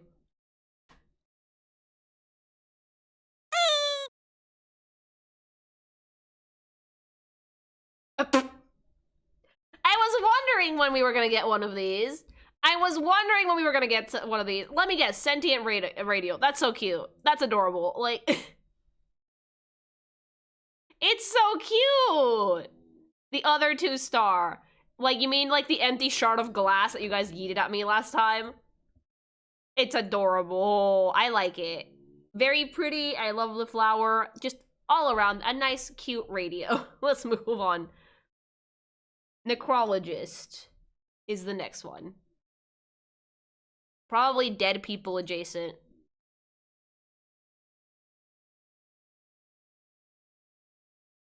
It does look like a nice radio, though, like a nice retro one. Ooh, that's a vibe. That is a vibe. That is very pretty. Very, very early 1900s vibe. Like, super cute. Oh, the hat. This one, like, barely any color, but I do see green in there. I love her. That's so gorgeous. All right, let me see. Okay, short hair. Like, aggressive fucking seal Phantom Ham vibes. Please tell me those nails don't go all the way in. Also, booba. Booba. Ah. Subtle booba, but booba. Thanks so much for the follow. Yeah, it's like really dark green and black. Gorgeous. When you're doing black outfits like that, you can add a lot of, like, patterning on the fabric that it's really hard to spot from far away by just adjusting the shade of black on the patterning a little bit. Yeah, this is aggressively gothic, like, holy shit. But this is, like, Victorian gothic, almost. Victorian or Edwardian. It's one of those. Super pretty. Love the lace detailing. I don't know what the fuck she's holding. Love the skirt. Altogether, a really great silhouette. The outfits are fucking fire, though. So fucking pretty. She can communicate with deaf people. Oh, she's one of those. Cleavage that twists the fabric. Excellent. Fat bag. Your silver play button. Someday! Someday! We're gonna keep trying. Like, my mods actually made a really good point that I need to... Like, I have my TikTok, but I haven't used it. I need to start putting clips up there. Because, like, my mod team is adorable, and they're like, we need you to succeed, so they give me ideas. I love it. Like, I need that thing. Gothic fat bags detected. Super cute. Adorable. Honestly, well, I will say I don't love the shoes. Everything else about this outfit is great, and I like it quite a bit. Hi! He's holding a tombstone. Is it? I also really like that type of flower. I think it is a lily. Is that someone's tombstone? Holy shit. So pretty. It is. Oh my god. The little smile. It's a spider lily. Like a white one. Probably an X's or some shit. Yeah, she fucking desecrated the tomb and stole the stone. It's a shard of it at least, like encased in clear glass. That's metal as shit, actually. That is actually metal. White spider lily, yeah, I see it a few times throughout the outfit. Very well, very good use of it. Return the slab, no! Aren't nails tied to curses? Yes, but depends on the culture. She's found your porn mag that you keep in the attic. You mean everything that I have in my laptop? All the fucking, like, porn you could possibly want is on my computer, mama. It's all in here. It's all in here and in Ubby's computer. I love this, though. Yeah, okay. Not gonna give it an S here because I don't love... The shoes are not my favorite, but very good design regardless. All right, the next one is called Nick Bottom.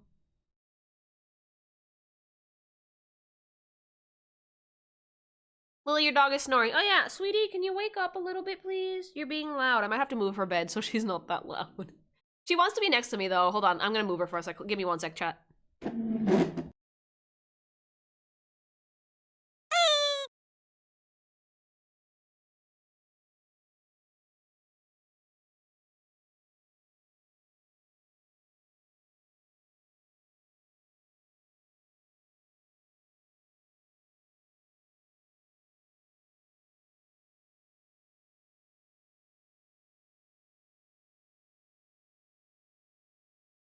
All right, I had to move the creature because she was snoring super loud. Nick Bottom.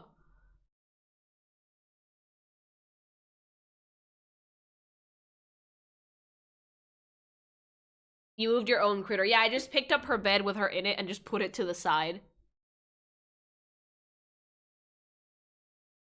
Oh my god! This has to be a Pinocchio reference, right? To, like, the, Pleasure Island shit? Oh my god, it's a donkey! I wouldn't give this a fart reverb, mostly because it's a pretty clear-cut reference. Like, it's a very well put together one. Nope, Midsummer's Night Dreams. Oh, really? LMAO ass... asshead bottom. I will say, though, like, I know that this one is not meant to be a furry. I don't know if this is a mask or not, but, like, oh my god, the neck size is bothering me. Thanks so much for the follow. What did it look like to you on a jackass? No, just an ass. That's actually perfect. I really like the outfit, though. Like, no, not fart reverb. It's a good reference. Very pretty. Much Shakespeare. That's his head, pobrecita rata. It's less furry than the goat. There was a literal sheep in one of these earlier that also had some really funky proportions. But this one seems to be, like, half human up to a point, at least. But then the sheep one had hooves, and what's with the lack of consistency? This one's like a part-way transformation?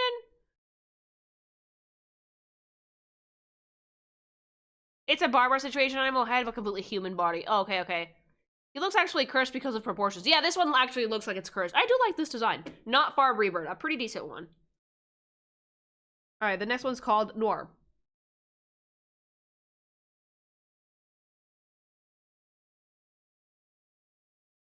Ooh, that is an industrial strength wheelchair. That looks like my fucking build in Armored Core. Oh, wow, that's a lot. She looks great. Also, that wheelchair is metal. Absolutely fucking metal. That's not a wheelchair, that's a tank. You can drive that into battle. That's dope. Max rank wheelchair, tank wheelchair. If I like, oh, the light on it is fucking great. Is that like an, why do you have a puppet elf on the shelf? Why does she have an elf on the shelf on her fucking shoulder? I love the lamp on this though. She's a director. Oh! It's her puppets. It's elf on the shelf. Oh, that's why she has a stage light on the fucking industrial strength wheelchair. She's gonna catch you in 4K. I mean, that's her job, I bet. Oh, the shoes are so fancy. Oh, the puppets are pushing it! That's so cute! Dude, that puppet's not gonna do anything. Not a thing, mama. That puppet is gonna accomplish nothing. Pit my wheelchair. It needs more bedazzling. I adore the outfit, though. This outfit's very 70s, fun fact. Like, yeah, this is so 70s. Holy shit. The 70s had, like... And I know this because there's a lot of that color in this apartment. They love orange. Looks like something Professor X would roll up into Marvel Rivals with. Oh, absolutely. And then roll over, like, 5 people. Thanks so much for the super chat. This, like, shade of orange is, like, super common in, like, 70s anything. I know because a lot of the furniture in this house is from, like, the fucking 70s. And, yeah, that's a lot. There's a lot of orange. A lot of it. My least favorite color. I don't do orange. I like pink. He's from the Hong Kong new wave of cinema and recently moved to Hollywood to make another movie. I adore this. Like, the skirt is amazing. The fucking blazer is dope. I love the big jacket, but most of all, that wheelchair is the centerpiece. That is amazing. Gigantic! Can roll over someone with it. 10 out of 10. S tier, awesome representation, and yeah, very good use of something that most people would find unassuming. Do you prefer brown over orange? Yes. I prefer neutral tones for stuff like that, mostly. Like, the 70s was, like, way too much a fan of barf orange. I will say that, though, she does not look 60 or 50 plus. Nope, not a wrinkle on her face. Not a one. She looks like she's in her 30s. At least give her some wrinkle! Don't be cowards! Like, oh, yeah, 50s. 40s. Still needs a little bit. How Asian is she? Is she from Hong Kong? Because if that's the case, then she's gonna look 30 until she's like 70s, and then she will immediately turn into a raisin. She could be 25. I thought she was in her 40s. You need a little eye bag there at least. She's Chinese. Okay, then never mind. Chinese people don't age until they turn like 70. You go from like your mid-30s straight to like your 80s. When you turn like 70. I do give this one an S tier though, like that's really good representation. Alright, the next one is called Oliver Fogg. When you hit menopause, you wither. No, it's later than that. It's like when you hit like your 70s, it's like whoom, basa. Oh, slut! It kind of reminds me of Linny if he was sad. Sad Linny with like fucking short femboy adjacent. This is very twinky. This is incredibly twinky. That coat is transparent on the bottom, beach. Like, yeah, a much younger Linny, but sad. Sad twink. This is what male viewers in 14 wear. I mean, you can't wear a hat, though. Thanks so much for the follow. This is like, the hat is like aggressively Professor Layton for me. Aggressively. Oh man, but like, I'm so feral over the use of the shapes in this coat. Big collar, big top hat, long coat. A few like big accessories just, oh, give me femboy Layton. A little bit. Also like baby boy short shorts. Is he wearing one really, really long sock? Or is that, he is! Or is that just how the coat rendering is? I think that's just how the coat is rendered. I would wear that coat. The coat is phenomenal. Would you wear it even if it was like transparent on the bottom? The whole coat is transparent. Oh, bitch. Oh, yeah, no, not really, no. The top part is opaque, actually. He yearns for the mines. It's actually really sensual in a way. Like, aggressively femboy Twinkie with, like, booty shorts. But the fucking shapes in this outfit are just, oh, chef's kiss, so good.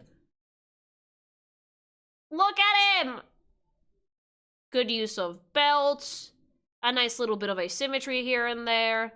Slut coat. I would be wearing pants. I think I would be wearing pants also. But, like, you know what? It gets the job done. The garter. Those are the things that they used to wear to hold up the socks. It's really cute, though. I do like this one a lot.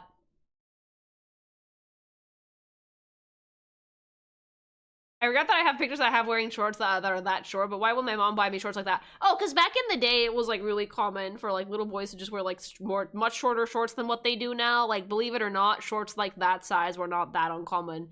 I don't know what time period this one's supposed to be at. I feel like it's, like, not quite Victorian or, but also, like, not super modern. Hi, 1950s? Maybe, yeah.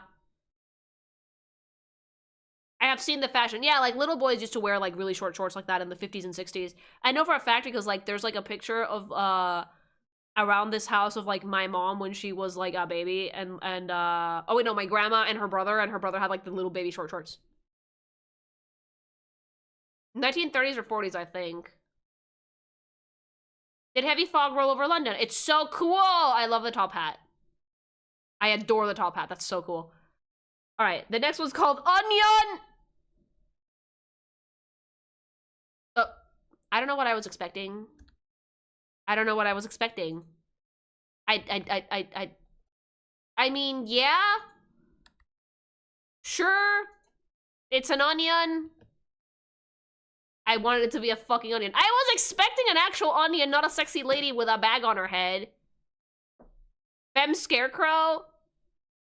I fucking... Why? Like, tell me that this doesn't look like something that you could find in Fallout, though. A little bit. This is from Reverse 1999. She's the weakest character in meta, by the way. Yeah, it's not, like, the strongest design, I would say. It's cute, but... Not my favorite onion. Is she a reporter? She looks like she could be a reporter. The pencil skirt is super cute. I just don't like the head in a bag. I can't really get what her deal is, to be honest. Yeah, this one's kind of got me lost. In terms of, like, what the purpose of this character is, I'm not really getting it. Other than, like, oh, layers, haha, onion.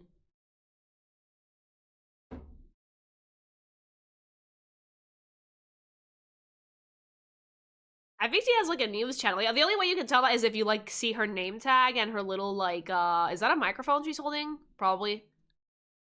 Yeah, it is. Yeah, she's a reporter. But I don't particularly love the, the face. I'm not gonna lie to you, chat, I was expecting an actual onion. An actual fucking onion. Because they do that. Alright, next one is Pavia.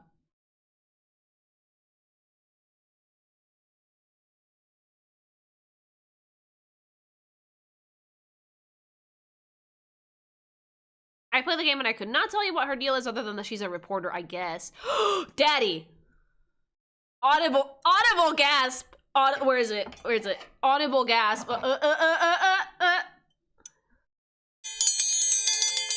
Fuckboy. God, yes. God, yes. First of all, love the yaoi hands. Like, look at the size of his feet! Look at the size of his feet! Slut, slut, slut, slut, slut, slut. Super sexy. Bro, that's a fucking VTuber. No, it looks like a pop star. Oh my god.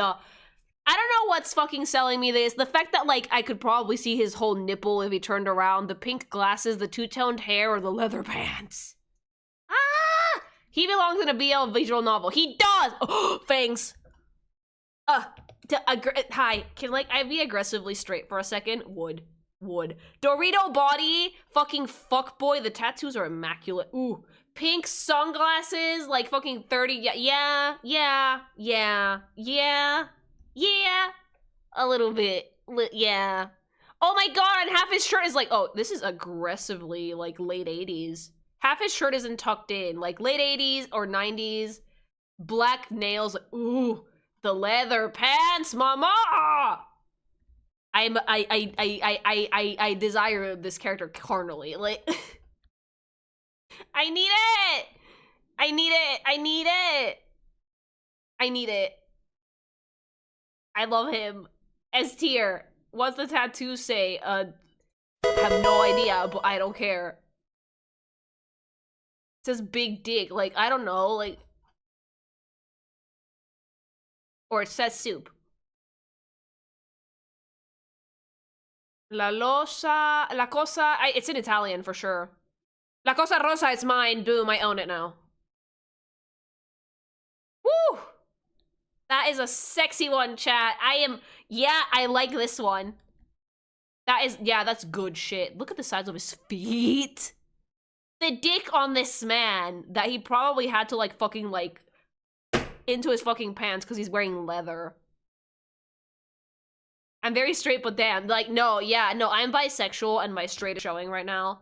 Tape to his thigh. They had to tape it down. They had to tape it down because if it's not flaccid, it's just gonna fucking destroy his pants.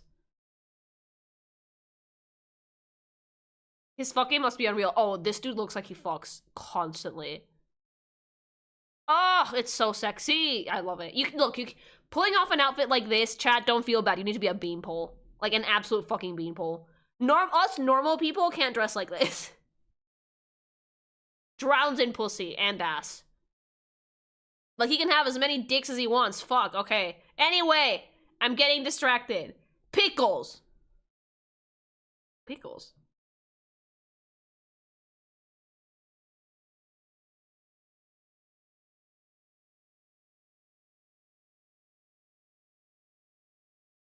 Perfect!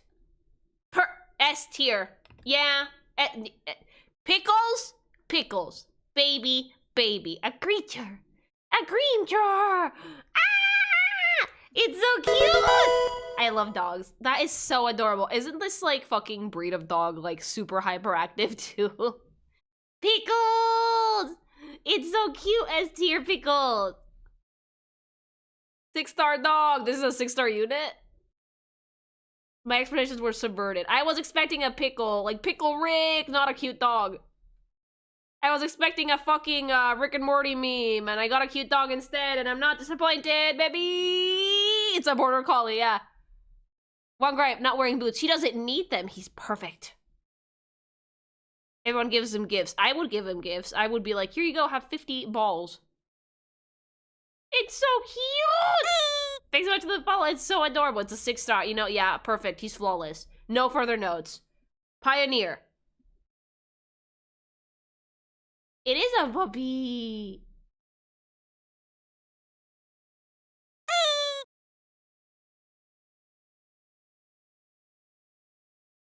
Ooh, we got more badass grandpas. Wait, no. Is he a statue? Is this a... Why?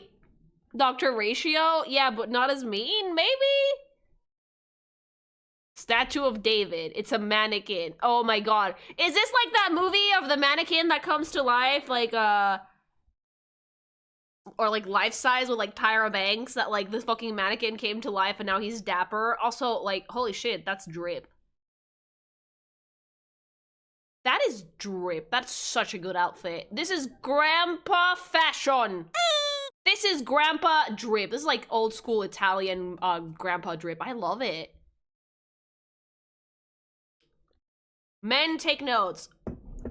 That is an outfit. That's so good. Like, if you guys want to, like, impress anybody, try and dress like an old-timey dude from, like, the 1950s. You will not disappoint. Wax statue. Does he melt in the sun?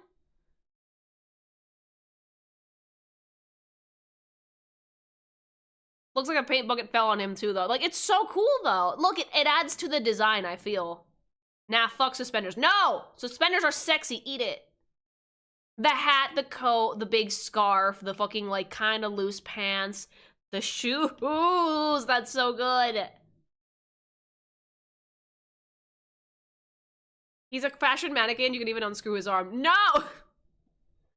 That means that he probably cares about fashion very, very much, which I enjoy. He could live thousands of years, yeah. I guess the splashes of paint is because he's an artist. Is he? Who knows? Like, all I'm getting is eccentric mannequin thing that dresses like a fucking hip grandpa. He has a store, actually. Oh, I love that. That's a great design.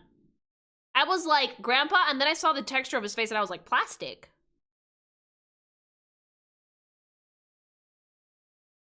I've worn suspenders before. Not my favorite, but not bad either. They look really good, though. That's one dapper gentleman. I love it. Super dapper, super cool. Also, like, a really nice color scheme, too. Like, again, most of the Reverse 1999 has really muted colors, but their accents are really bright. We have bright red, bright blue, and also bright pink on the bottom there. Very nice. Very, very nice. Plastic Grandpa. I love it. And the outfit is fire. All right. The next one is called Poltergeist.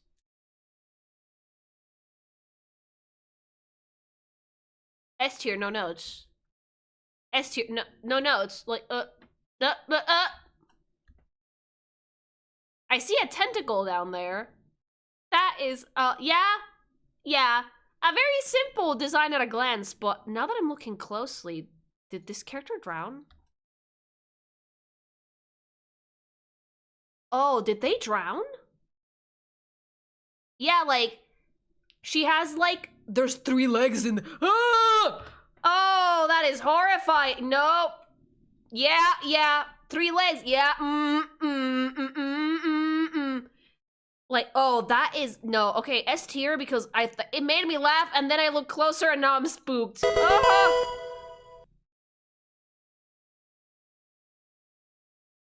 Yeah. Like, you look at the top, and it's like, oh, that's cute, and then you look at the bottom, it's like, oh no. The more you look, the worse it gets. 3 legs, 2 vaginas, tentacles. She has, like, the patterns that you get on that, like, corpses in water get if they spend too much time in there. Oh, that's horrifying. Ah! 3rd leg. So she's dead. Super dead. Oh, that's awful. I love it. S tier. Ah! I never realized it had 3 legs. I'm gonna cry. That's adorable. Hold up. I thought it was funny, and then it's not funny anymore. There's a dead body in there. Yeah. What's on the ice hole? Nothing. Oh, it's so cute, right? Ha ha ha ha ha. Nothing. Like, it's deceptively spooky. Looks funny at the top, depressing on the bottom. The bottom made me go, no. And you know what? That's where they wanted you to look, because that's where the brightest colors of this entire design are. Ah! Super spooky. S tier spooky. Alright, the next one's called Rabies. Okay. Why? Rabies. She's dead, no eyes. Looks fairly normal under the sheet, except when you notice the 3rd leg. Rabies. That's a vibe. Oh! Friend-shaped. I need it. Look at him. Look, friend-shaped. Look at him. He's a doctor who cures rabies who somehow became a scarecrow. Was it the dude that made the vaccine? That is so cute. Also Dorito body. Also giant arms. Also, oh, the little smiley face. That's so adorable. It looks so cool. Like, if you saw this at night in a field, you would shit yourself. But then he comes up to you and he's just smiling, and it's like, oh, okay. It's not dangerous at all.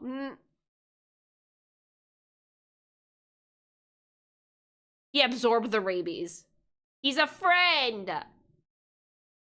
The straw would get everywhere, woman. It's so cute. I would absolutely. Yeah, if you saw this in a fucking cornfield at night, you'd fucking scream "Children of the Corn" and cry.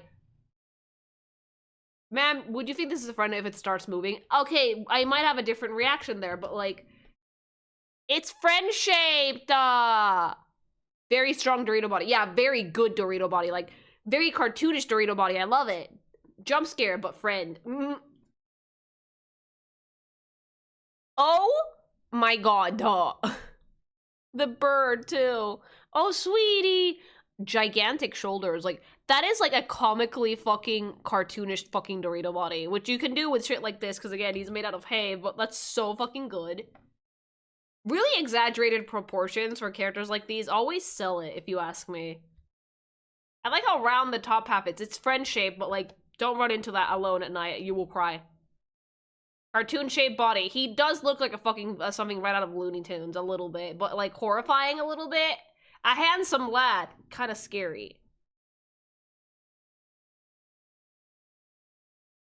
Yeah, like he's human adjacent, but he's not human, so you can do really exaggerated proportions and it's gonna look dope. Alright. S tier for this one, though. 10 out of 10 Scarecrow, Dorito body, and also horrifying. Yaoi hands? No hands at all, actually.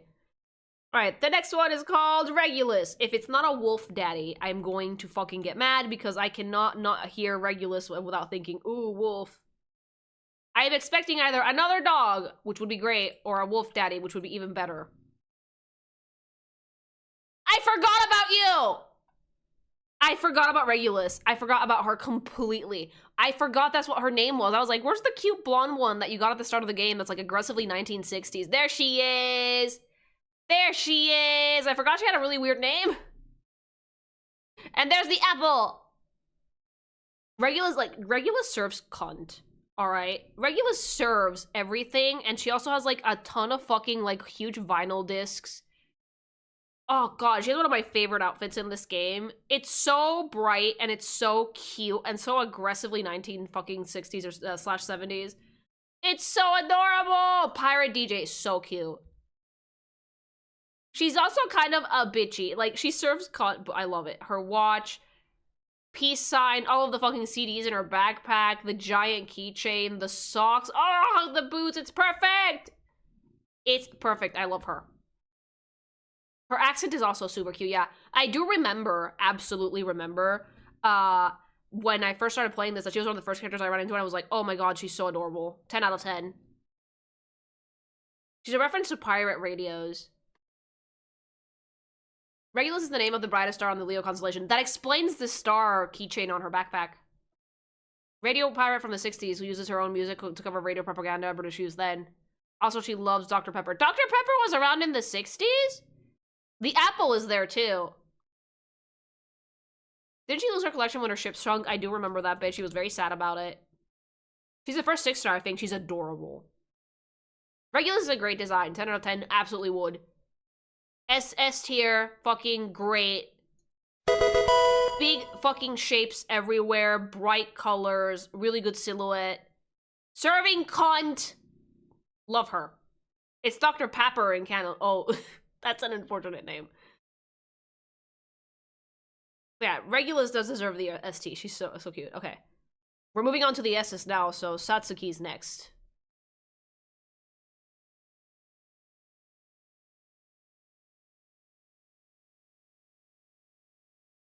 Oh, baby. Oh, that's so cute! It's giving, like, old-timey Japanese maid. Is that...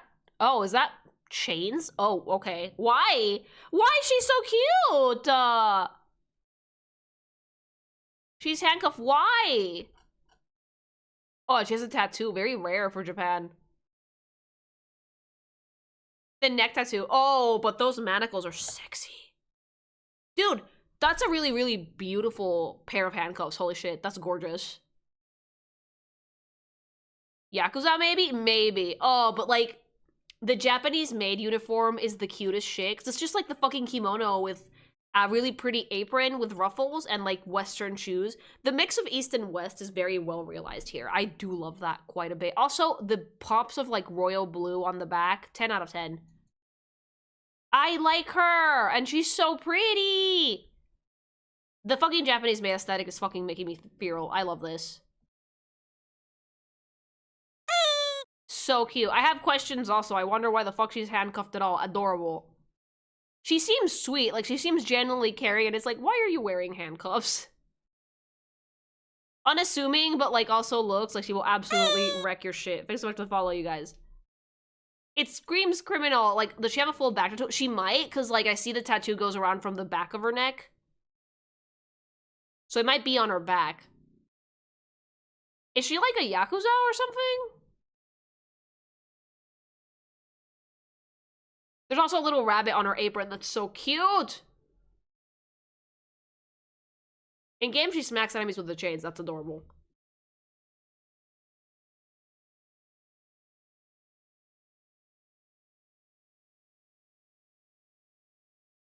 Yeah. Like, the vibe it's giving is cute but dangerous. Like, it's really great because, like, you start looking at her and it's like, oh, and then you notice the fucking handcuffs and you're like, why? She's a thief. Gosh, she got caught and tattooed to show her shame. You know, I'd rather get a tattoo than get my finger cut off. Thank you. Japan used to put tattoos on criminals so she could be anything. Oh, right. That's why tattoos are not seen in a positive light over there still. But yeah, very, very cute. Love the pink and the little pops of blue, too. Again, whenever I see any of these characters, I just, like, immediately start asking myself questions in my head, like, why is she... Why the chains? Why? She looks so sweet and unassuming, like, why? Like, that's a good thing. Like, when you can ask questions, but, like, that's usually a good thing. But questions that, like, usually the character itself can answer pretty much right away. Like, you can tell that she was a criminal pretty quickly because of the chains and the tattoo on the back of her neck, but she looks so unassuming and sweet.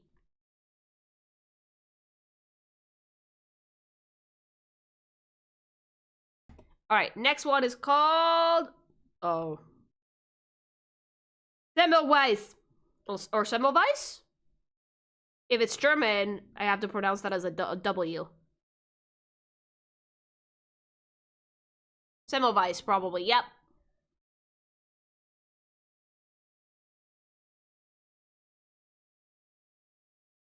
That second pronunciation is right. Good!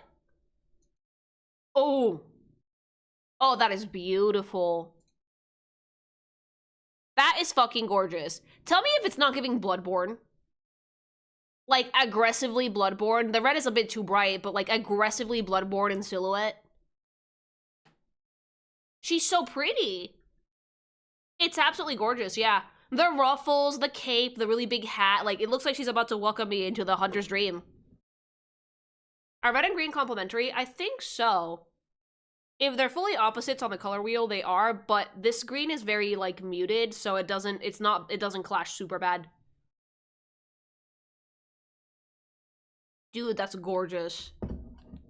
Oh, yeah, no, absolutely giving Bloodborne. A billion %. A billion % Bloodborne. That's so cool.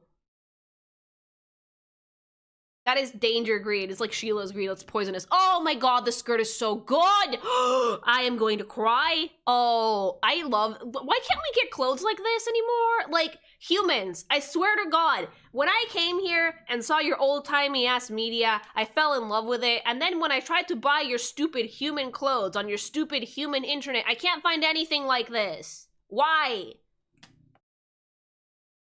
It's so good. Like... The fucking construction of this skirt, like, the pattern for this alone. They don't make clothes like this anymore. A lot of this stuff was tailor-made back in the day because this is not shit you can mass-produce, chat. Like, it's the costly... This is genuinely shit you can't mass-produce anymore, sadly. Yeah, you're completely right. It's expensive to make clothing like this because back in the day, it was tailor-made. And the way that they would make it is that they would basically drape fabric on you and draft the patterns from that. It's not easy to do. I've only ever drafted patterns from measurements once, like when I like briefly dabbled into cosplay. And my grandma explained it to me because she was a fucking seamstress necromorph that also liked your stupid media. That making clothes like per person takes a lot of adjustments, right? So that's probably why we can't have stuff like this anymore. It's just not practical, but it's so beautiful too. There's so much detail, the embroidery, the handkerchief, the patterns, the little corset bit, the ruffles on the shirt. It's subtle, but it's still so, so beautiful when you put it all together. It looks expensive. They kind of are. Like, clothes like this are probably going to be very expensive nowadays, especially if you make them with good fabric, right? Because, like, you can get an outfit like this from a few websites that sell, like, more, like, gothic Lolita stuff, but, like, you are gambling with getting cheap fabric. If you want, like, stuff that's good with that type of material, you need natural fibers. You need cotton, you need silk, you need, basically, any fabric that's man-made is usually going to be a little bit cheaper. There are some expensive man-made fabrics, obviously, But for the most part, it's really hard to get this type of quality in clothing nowadays, sadly. But this outfit is fucking fire. S tier for me, because it's aggressively giving Bloodborne. I wish the tailors were real. They are. You can still get bespoke clothing made, but it's not cheap.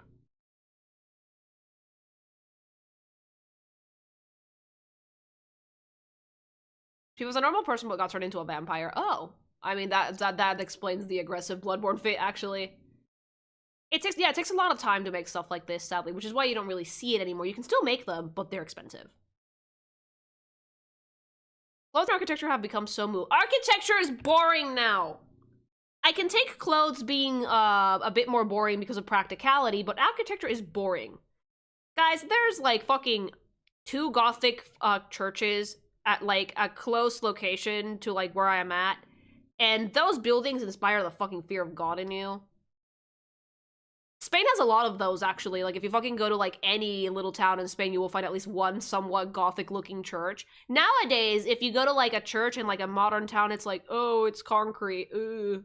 One stained glass window, that's boring. Boring, boring. I can take clothes being more practical, but architecture, nah, fam. Give me the fancy buildings. Give me shit that inspires fear. Lead paint on clothes can't kill you if you're already dead. Yeah, you can wear Sheila's green if you're dead already. It's fine. Former architecture student, have to agree that postmodern buildings all look the same. They do! It's just like towers with glass. If you're gonna make a really cool looking city, can we at least do something like Amarat that was like visually stunning while still being a very obviously modern city skyline? Thank you. Or whatever the fuck they did in Stellar Blade that had like the giant statues and shit. Or hell, even go Art Deco, like the classic New York architecture, that had a lot of pizzazz. Yeah, give me Castlevania, give me Gothic, give me Art Deco, give me fantasy, give me wow. Don't give me boring building with boring windows and boring steel beams. How hard would that be? Depends. More expensive. People don't want to spend money anymore. Honestly, the major problem is drugs aren't allowed anymore. Keep in mind till post-70s drugs were more common and seen as meds. You can build a lot more fancy buildings when you have cocaine. I'm so sick of every indoor room being white. Oh yeah, no, like, does anybody know about the sad beige mom trend on Instagram? Of like those moms that have like babies that they don't let them have toys with color because it ruins their aesthetic. Sad beige moms, you know. Hold on, let me find one. Sad beige mom. Beige mom is just stupid. If I ever have a fetus, I am expecting my house to look like an obnoxious puddle of color. I am, I'm sorry. Like, poor children, It's literally moms that are like, I don't want my aesthetic to get ruined for my baby's nursery because my house is all, like, neutral colors, so my baby's nursery has to be neutral colors. So they, like, do stuff like this. That sounds miserable, because it is. It's because they do stuff like this.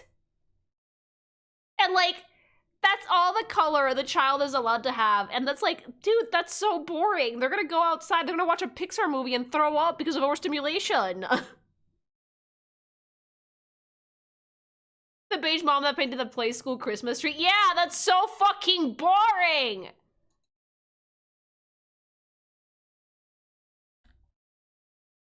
The live, laugh, love posters, like... This is the sad beige mom starter kit. Do you want your child to be miserable and watch a Pixar movie and throw up immediately because there's too many colors? This is the fucking starter kit for you. We've got the fucking beige infinity scarf. Wannabe Louboutins that aren't even red on the bottom because that's too much color. Beige sweater. Beige Christmas and Halloween decorations. You can only get them in designer stores like Pottery Barn. Ha.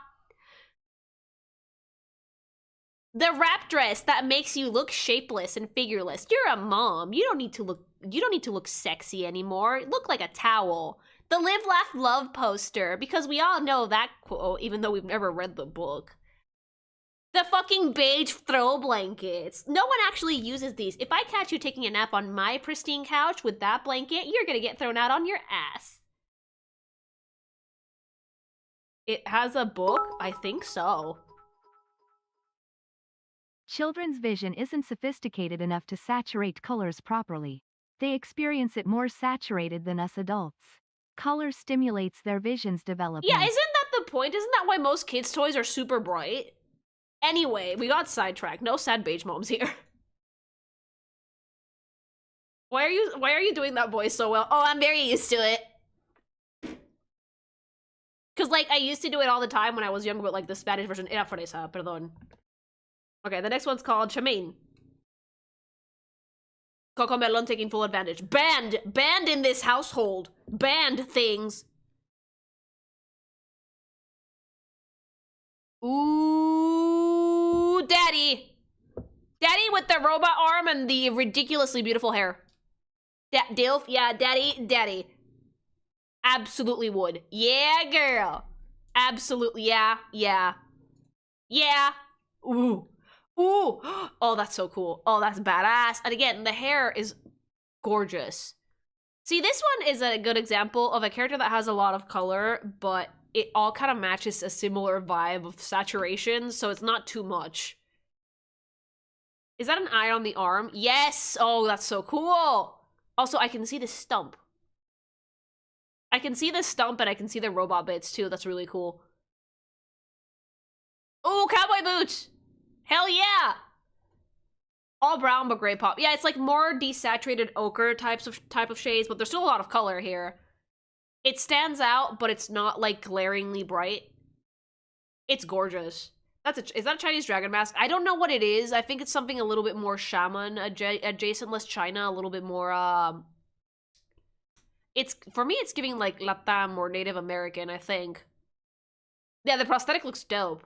Indian. Okay, yeah, you got it, thank you. Indian shaman. Oh, that's really dope. That is so cool. I love the cowboy boots. Are they necessary? No, but I want them anyway. He's wearing like a very dull yellow coat too. Oh, I am in love with the Native American cybernetic aesthetic. I need more of this in my life. Actually Indian, according to chat, but yeah, I love it. He is Native American. The hair is amazing. It's so long and beautiful. Like, I don't know how he washes all of that. It's a gorgeous design. Yeah, absolutely beautiful. Also Dilf. Also wood. I would give this one an S tier. Yeah, that's really good. For a more like modern day shaman type of vibe, love it. Half the chat says Native American, half the chat says Indian. I think Indian is more... Indian as a Native American or Indian chat. Yeah, India, Hindi, or India, America.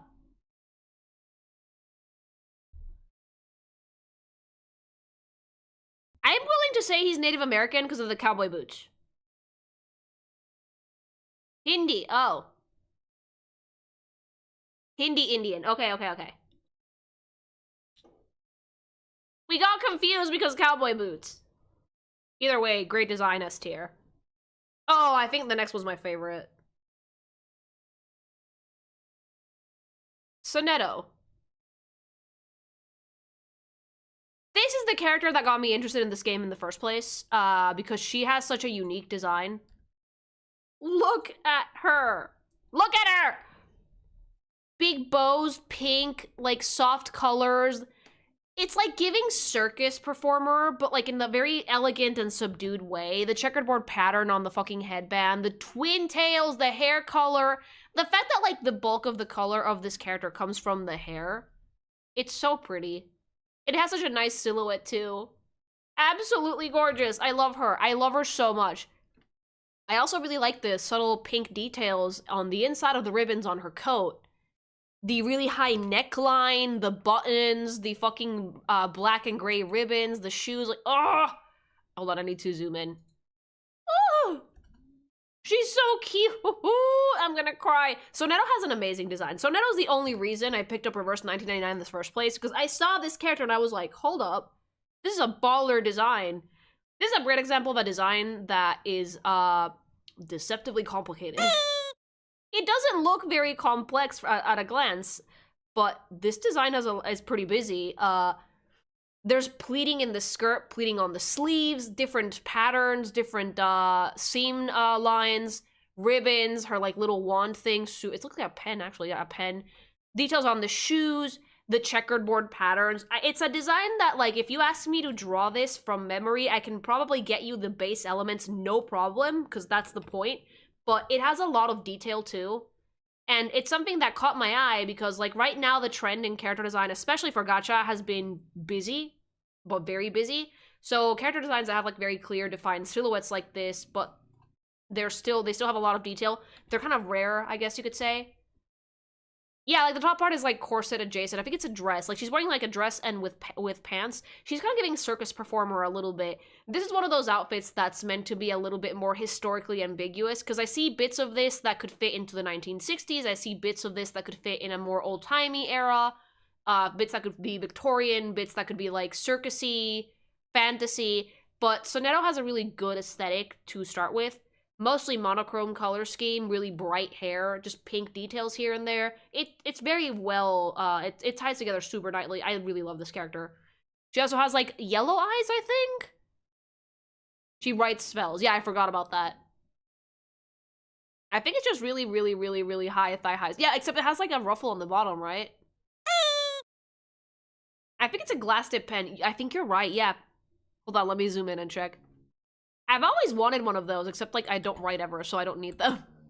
Oh yeah, it is a glass tip pen. If you guys have never seen those, you can actually write with those glass pens. They're, like, fancy calligraphy bullshit. Super pretty. Looks very magical! It's amazing. Oh yeah, you're right. I think they are thigh highs. But, like, again, it's a perfect example of a character that has, like, a very, like, elegant sensuality while still being covered from head to toe. Like, for me, this character is incredibly sexy. Like, I'm sorry. I guess it's, like, the type of sexuality that I like the best. Like, but, like, they're open on the bottom, too. And I can see fringe on the top on the back, but they're open on the bottom! Incredibly sexy character covered from head to toe. The high collar also really sells it. Like, again, she's giving me, like, kind of circus performer, almost.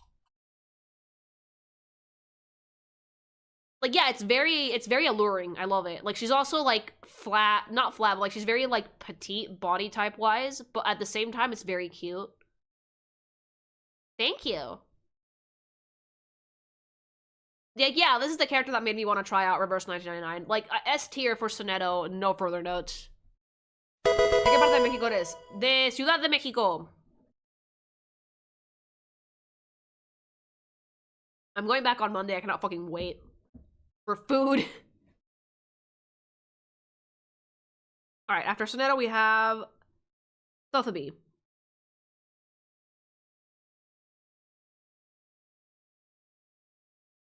Good poster girl, excellent poster girl. I appreciate the lack of lolis in this game. There's been one or two, but, like, nothing super outrageous.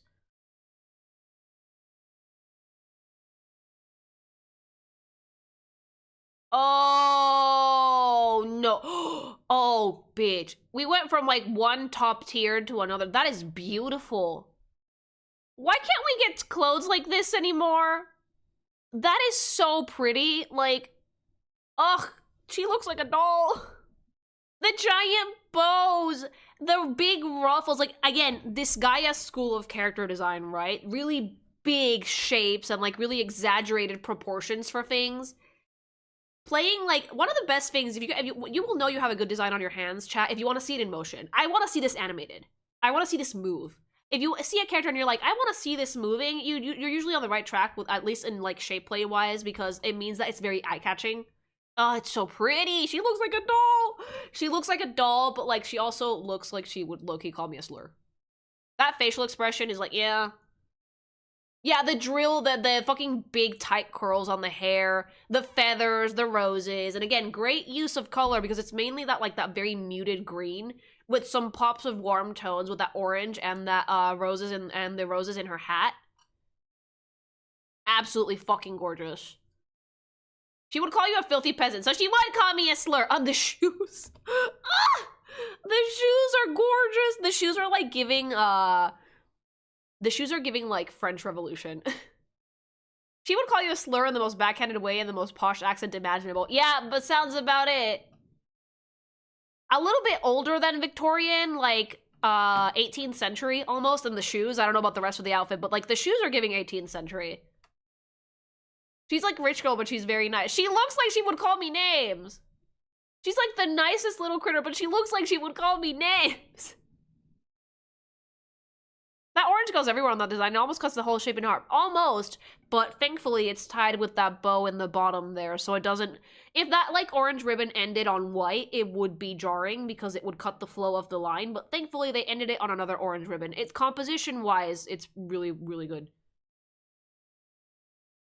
Surprisingly, 1920s US before the economic crash. Really? What's with the dangling belts? Probably something to keep the skirt in check. Some of this stuff is obviously rule of cool because, again, it's completely allowed. But for the most part, this is really well put together. Miss Masson is her teacher. Really? She likes poison. No. That's her alchemist belt for poisoning people. She will throw poison at you. Mean. Rude. I like her. That's a really good design. I'm not going to give it an S tier because, there's still some stuff there that doesn't make a ton of sense, like the slit in the skirt. I do not get why that's there, but other than that, really, really solid. She applies poison to enemies and heals allies. Oh, she's one of those. Okay, okay. Alright, the next one is, what is this name? Batodea. If I can't pronounce it, I will pronounce it like a Spanish person. Which is to say, poorly.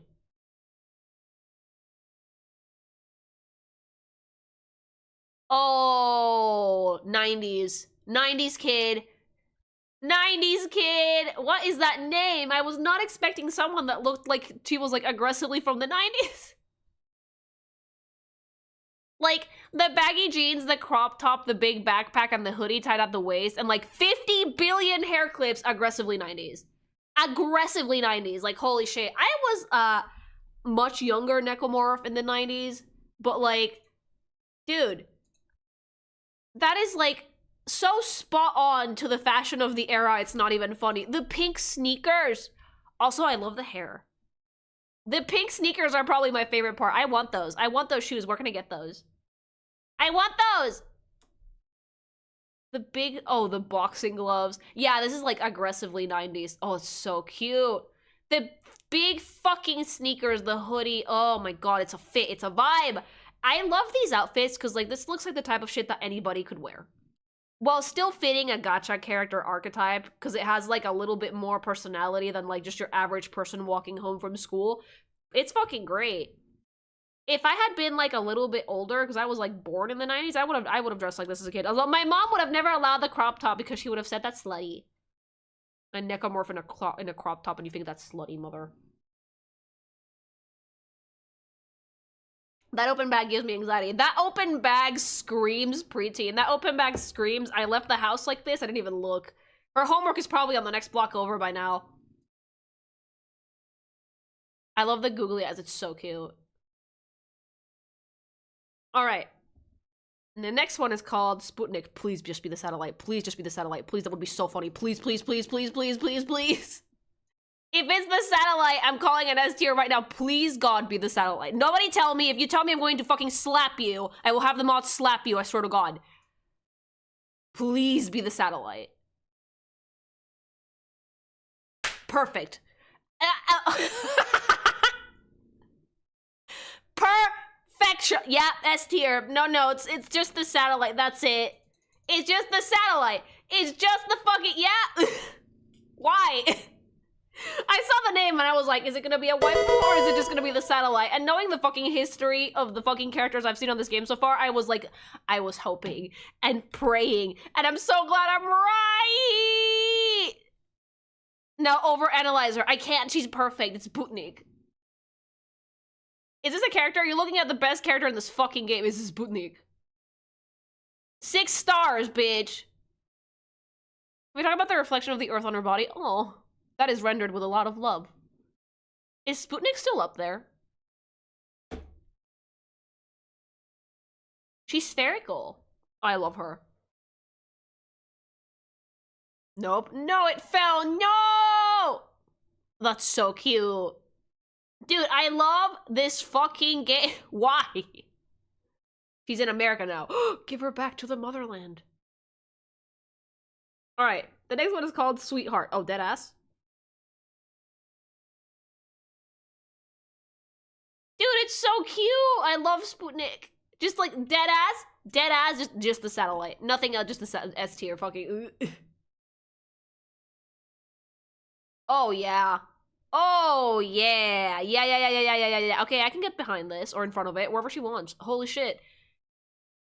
I'm gonna take a guess that it's 1950s.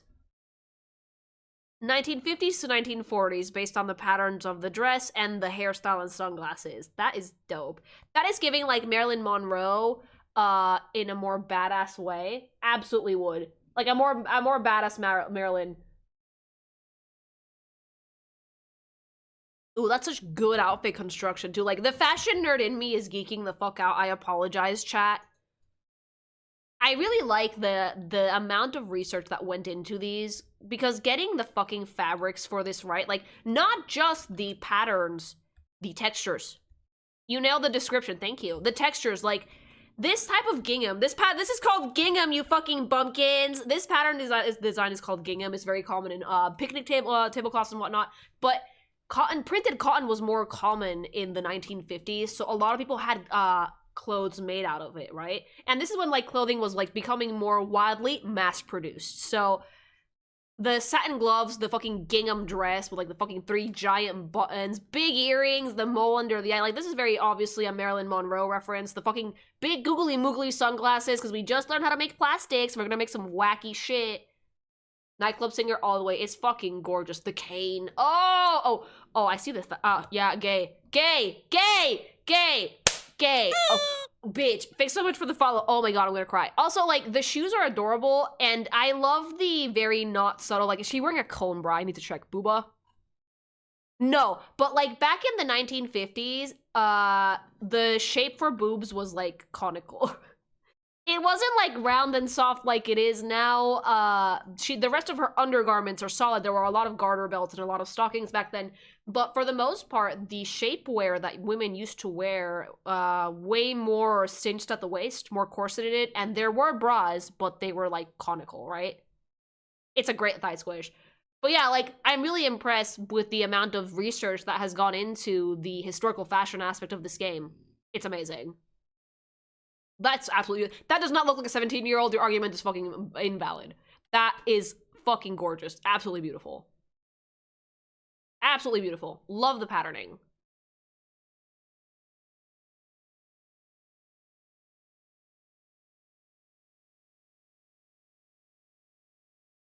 Yeah, like, someone had a lot of fun designing and researching all the fucking fashion history they had to go through to actually fucking... to make these, because, like... Fashion research is its own beast when it comes to designing characters. It's a lot of work, especially, like, you have to go to like, a lot of people who specialize in conservation. A lot of museums have this stuff, mind you, but not all of them. It's a very specialized field. A lot of stuff, like, I think I have back home, my grandma from my dad's side gave me her sewing machine, and she got really mad at herself because she used to make clothes too, and she lost a lot of old patterns she got in the 70s and 60s from Vogue because she just deadass misplaced them. And she was like, I wanted you to have those, Lily, because clothing construction back then was very, very different. So yeah, like, going into fashion history for character design, it is something I would recommend, especially if you're going to be working with period pieces of any sort. You're gonna have fun, but it's gonna be a lot of sifting through old magazines.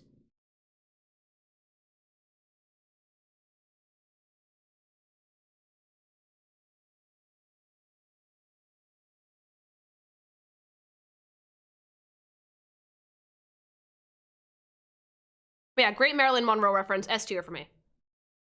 Any resources for fashion history you recommend? Sadly, I don't have access to a lot of them, but you can look at older magazines. I think a lot of them have been scanned digitally. Vogue is a good resource. It's existed for a long time. You can also look for older fashion magazines, pattern making as well.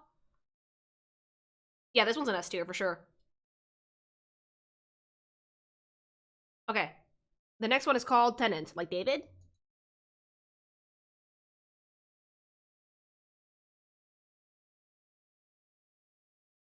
Ooh, not like David, but ooh, yeah, no, okay.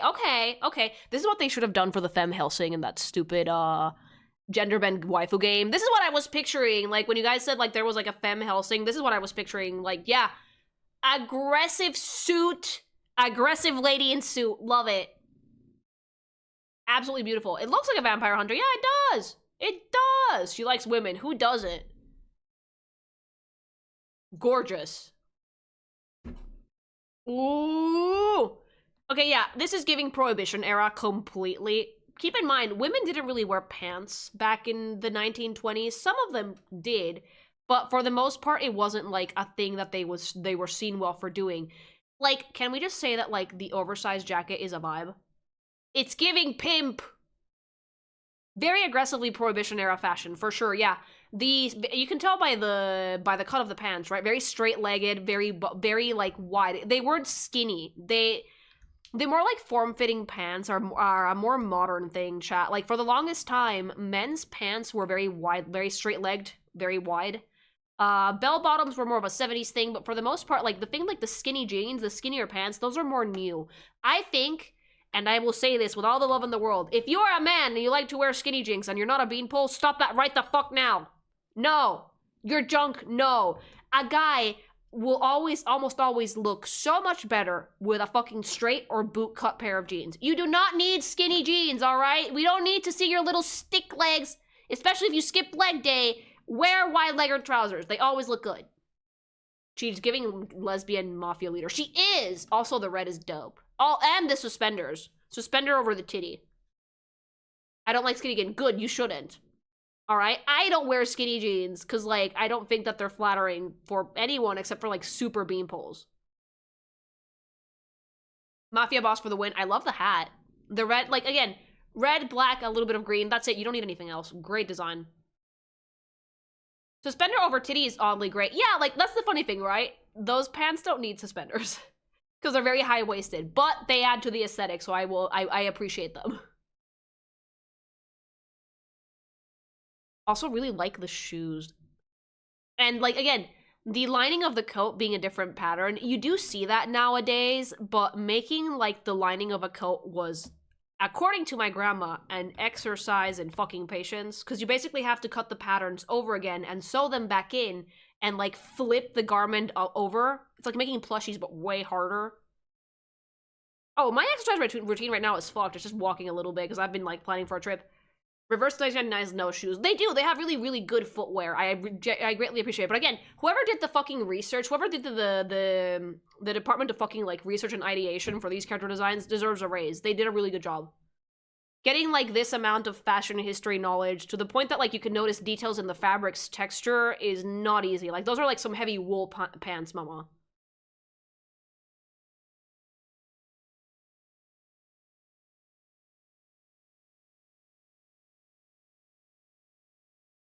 100% a fan of the big hat. I'm a big fan of the hat with the fucking red lining too. All right, this one's an S tier for me because like it's giving mafia leader mama. Big gay energy. The next one's called The Fool.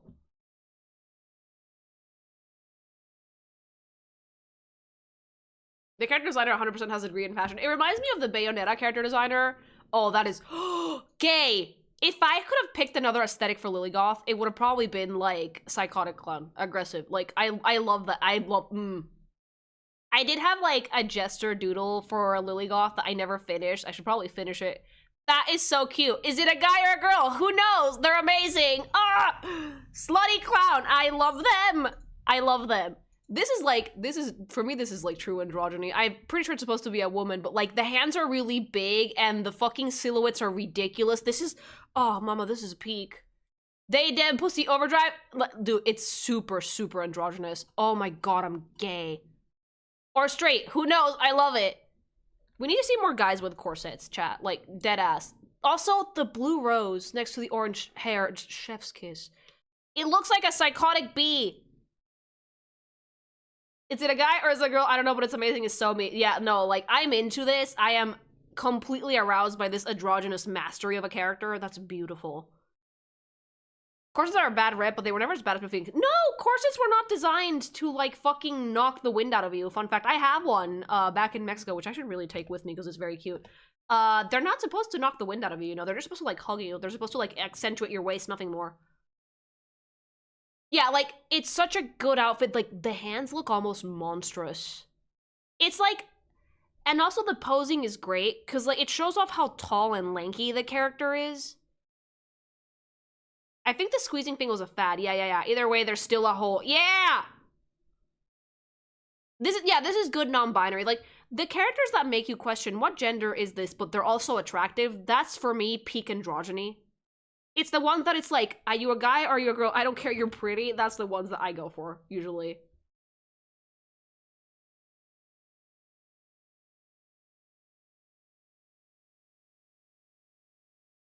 I'm gonna drop a hot take, cover your ears, Guilty Gear fans. The New Testament fails at androgyny. They do. They absolutely do. It looks way more female because they gave them really, really big hips for like no good reason. I preferred the Old Testament design. It looked way more androgynous. Like, they looked much better, I'm sorry. To quote you from your Scarvio playthrough, are they a girl? A guy? Nobody knows, but everyone thinks they're hot, so that makes everyone gay. Did I say that? Thanks so much for the super chat. You know, I can believe that, actually.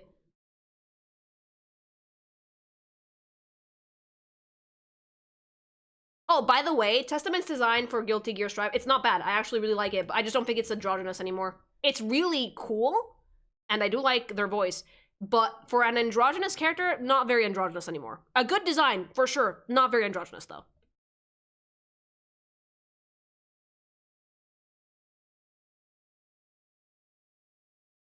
You said it about Rika. I did say that! Pa cuando los diseños de Guilty Gear? I need to get to it, I do. But yeah, oh my god. The fucking ruffles, the really wide pants, the corset, the fucking draping on the fabric on the back. The fact that we can't even see the other leg, but I can still tell what the positioning is. Lanky, monstrous hands, face-like, mask-like features, orange hair, blue rose. Yeah, obsessed. S tier twice, thank you. Can you guys tell that I like fucking old-timey clown shit? 'Cause, like, it's an aesthetic. If I could have picked another aesthetic for myself that wasn't, like, you know, alien thing, might have been something like this. But still alien thing. Alright. The next one's called Tooth Fairy. What the...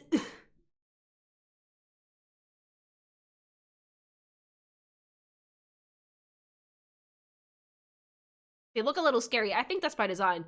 Ooh. See, unassuming from far away, but what happens when I zoom in? The mouth is giving me... Oh, it's braces! Oh, sweetie. I feel bad for her. I feel bad for her immediately. Braces suck. I have had braces because my shapeshifting makes my stupid human teeth, like, I can't, that's why I can't shapeshift human teeth. Like, if you guys want to know, like, why are your teeth always pointy? Whenever I try and shapeshift human teeth, I end up with braces. I'm not joking. They move. Is she wearing... Are those real? Are those real? Why? Teeth necklace? Why?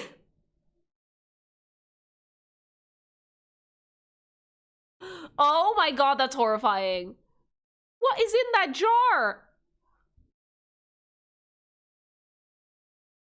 Are those like fairies? They're like touching the glass. That is horrifying.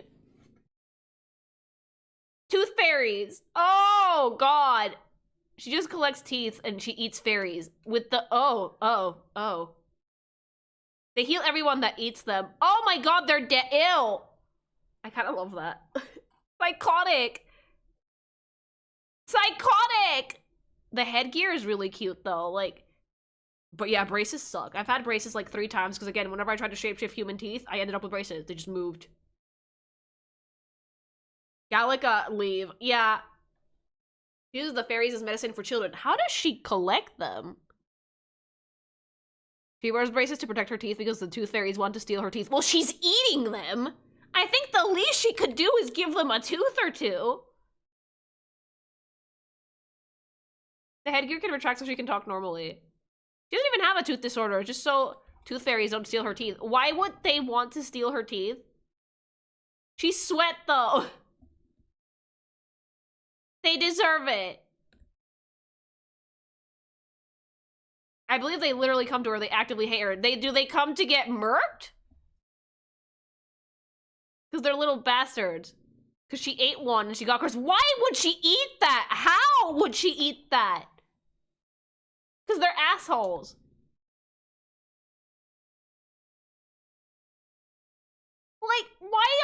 did she eat one of those? That's horrifying. She was 10. That's just erasing more questions than answers. And she kept going? She just ate one. Was it an accident?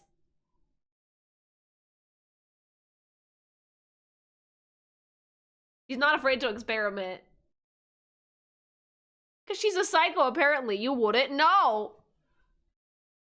Woman! You wouldn't know. Because she was threatened to eat a fairy? She ate one by accident. They have healing properties. Like, she just got a little curious. Like, yeah, she's kind of horrifying. Like, it's like unassuming from far away, but as soon as you zoom in, it's like, oh no. Yeah, it's horrifying, but great design. Apparently Sonetto ate one too. Why? Okay, she's pretty hardcore. Yeah, no, horrifying. That is absolutely horrifying. I think the fairies wanted to break her jaw.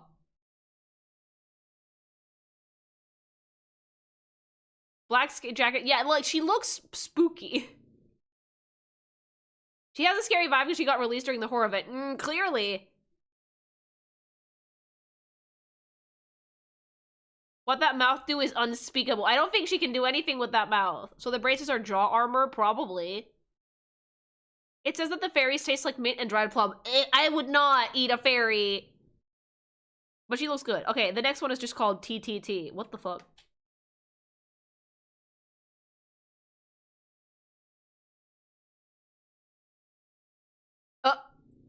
Is it just a Persona 4?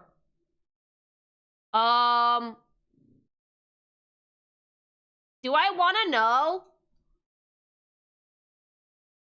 That is actually incredibly unique. I do like that a lot, but like, do I want to know? TV woman! Very Persona 4, that's so cool. I love her face, though! Is this Fairy from Zenless? No, she doesn't look that unhinged. Is she, like, stuck in the TV? I think she's cursed. Who is not cursed in this game? Who in this game isn't cursed somehow? Like, who in this game does not have a tragic backstory, drowned and has free legs, collects human teeth, was cursed, is a satellite, is a shard of glass, is a radio? What? She's stuck in there. Oh. She's actually not even real. She's a piece of bodiless mind trapped on the internet. Oh, God.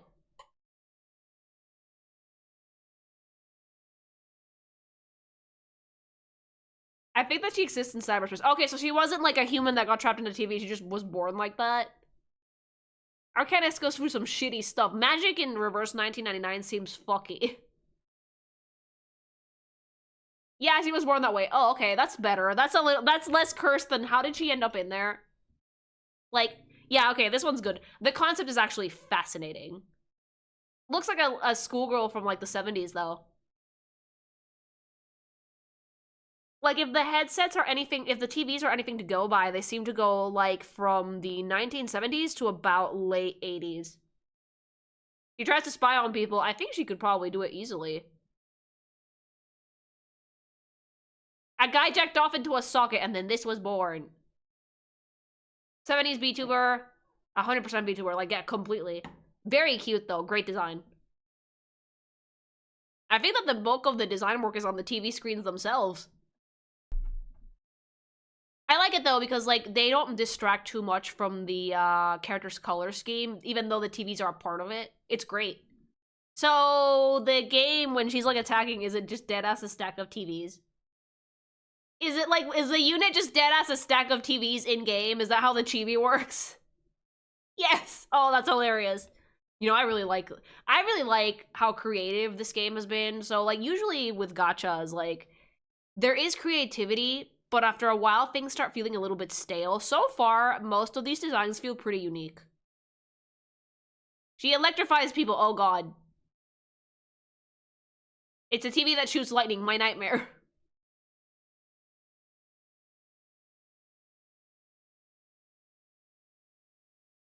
Yeah, like, I really like it. It's cute. She seems like she's gonna go spy on me.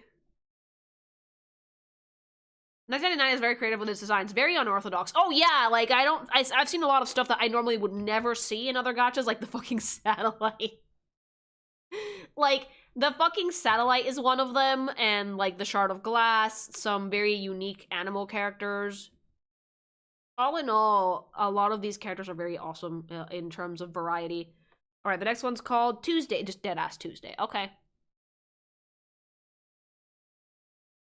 The apple with a tie, yeah. Oh, a nanny. A pretty nanny. She looks kind of scary, though.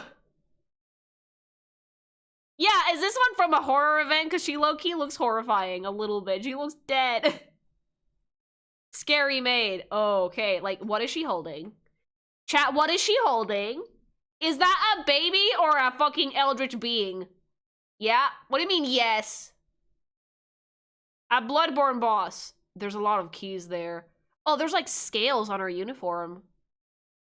I don't know what it is about this character, but she gives me the heebie-jeebies, and I think it's a lot to do with the color scheme and the vibe and the fact that her eyes are dead. Don't worry about it.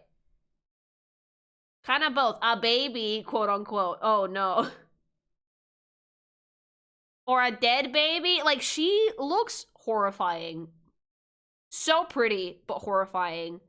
The, like, very purple color scheme also doesn't help. Like, that is horrifying. Like, I love the keys. I love the fucking... and completely desaturated color scheme, by the way. Like, purple is the brightest thing here, and it's still very cool tone. Like, she looks spooky scary a little bit. Don't ask questions you're not prepared to handle the answer to. No, yeah, I can tell. I can handle it. Thanks so much for the follow. She likes the look of despair on others. Like, I am genuinely low-key horrified of this fucking nanny. Oh, it's not dead, that's for sure. Made from a haunted motel in Texas. Carries a baby that's actually an entire evil being that is the motel itself. Oh, so it's kind of like The Shining, but in baby form. I love that. I kind of love that. I like that one eye is covered. I really like the like old-timey maid aesthetic while still being like very, very much feels like the 50s, 50s or 40s in terms of aesthetic, but the fabric is also really bright though. Does she look like she has cataracts? She looks like she's dead. Semi-ghost maid, kind of.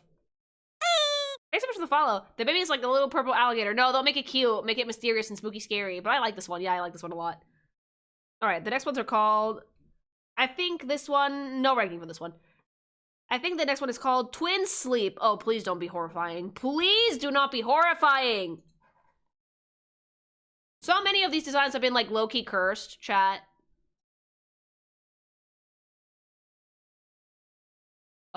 So far, they're not scary, but what happens when I zoom in? Okay, it's literally the same, like, they're, okay, so this is actually a great use of mirroring in artwork. Like, normally, I don't recommend people do it unless you're, like, flipping your canvas to check details, but in this case, it has the desired uncanny effect. At least in the face. This is like... Why are you holding a rock? Why are you holding that? Put it down.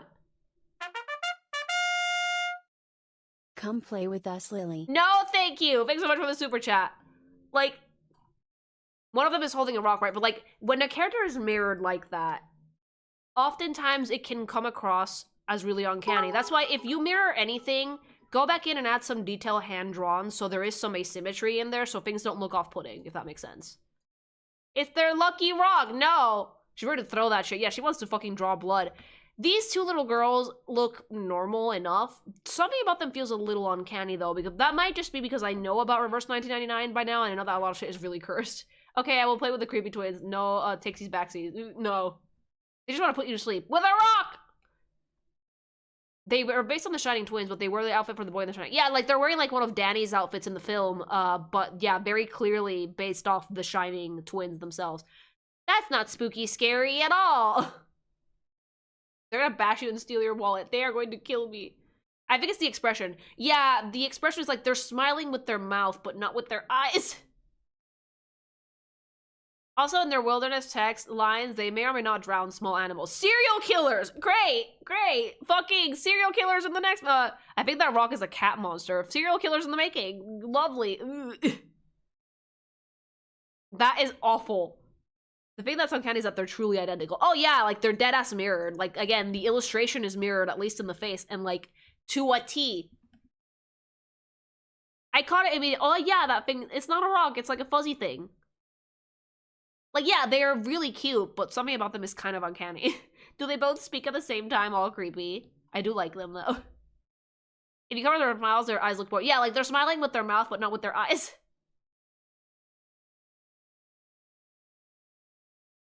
Yes, they do. That is horrifying. The game outright says that no one's supposed to be able to tell them apart, and yes, they speak at the same time. That is awful. Real-life twins have differences, these don't. Yeah, no.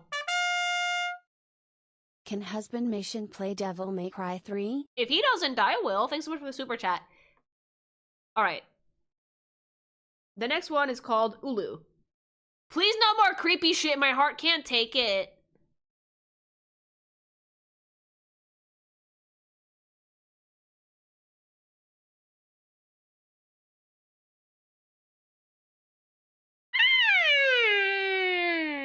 A fire creature! That is so cute. That is gorgeous! Oh my god, that is adorable. Wholesome fire thing. Oh yeah, is she like Polynesian, based off a Polynesian spirit or something? Because she has that vibe. That is fucking... Oh my god, I love her. Hey, baby! Oh yeah, absolutely Polynesian. That is so cool. Wait, what is she destroying? Also, I think that's the, like, similar region. Oceania region is about more or less what I was expecting. Is it like the little match girl? No, this is like a fire spirit. It's so cute. Look how playful those lines are. That is gorgeous. The hair, the fucking thing that she's sitting on, it's just so pretty. So pretty. She seems to be bursting from a monument or something. Yeah, she looks like she's breaking something. Or she's sitting in it. It's like her chair. Isn't this the fire princess for Adventure Time? You know, I had the thought. I was like, this kind of looks like Flame Princess, but like, no. It's a little bit more baby coated, super cute. Like a little fire spirit. I love it. It's super cute. Like, as far as like elemental creature design goes, I think this is pretty decent. Yeah, she reminds me of the Flame Princess for sure, but like seems a little bit less bratty, a little bit cuter, a little bit sweeter. Look at her little face! She's a magic Olympic flame. Oh, she's an Olympic flame. Her event is cute. She has a companion to Sephalthea, and they came on the same banner. Aww. She's the spirit of the Olympic torch. Really? That's really cool. Baby coated, but she's like the oldest member of the cast. Oh, they always say that. But she looks baby, so I will pet her because baby. Actually, I should probably not touch that. It looks like it would burn my hands. But adorable! Alright, this one for me is S tier. That's a good elemental design. God, she should be like in an elemental movie with the same style as her. S tier for me. Alright, the next one is Vila. You can feed her by giving her, like, firewood. Ooh, yeah, that's good shit. Okay, I can get behind that. That is beautiful. Again, hair. An artist! I just noticed the paintbrushes. That is so cute! Yeah, I was gonna say, like, this one's kind of like Eastern European coded a little bit. Absolutely gorgeous. The flowers, the accessories, all the beads. The paintbrushes, wash those! Wash them! Wash them! The portable easel. I used to have one of those. Thanks so much for the follow.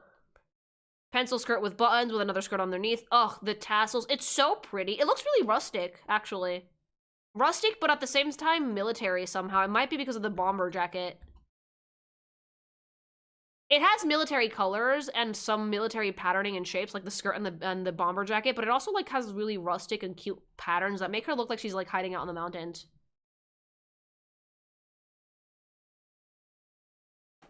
Yeah, the traveling boots too.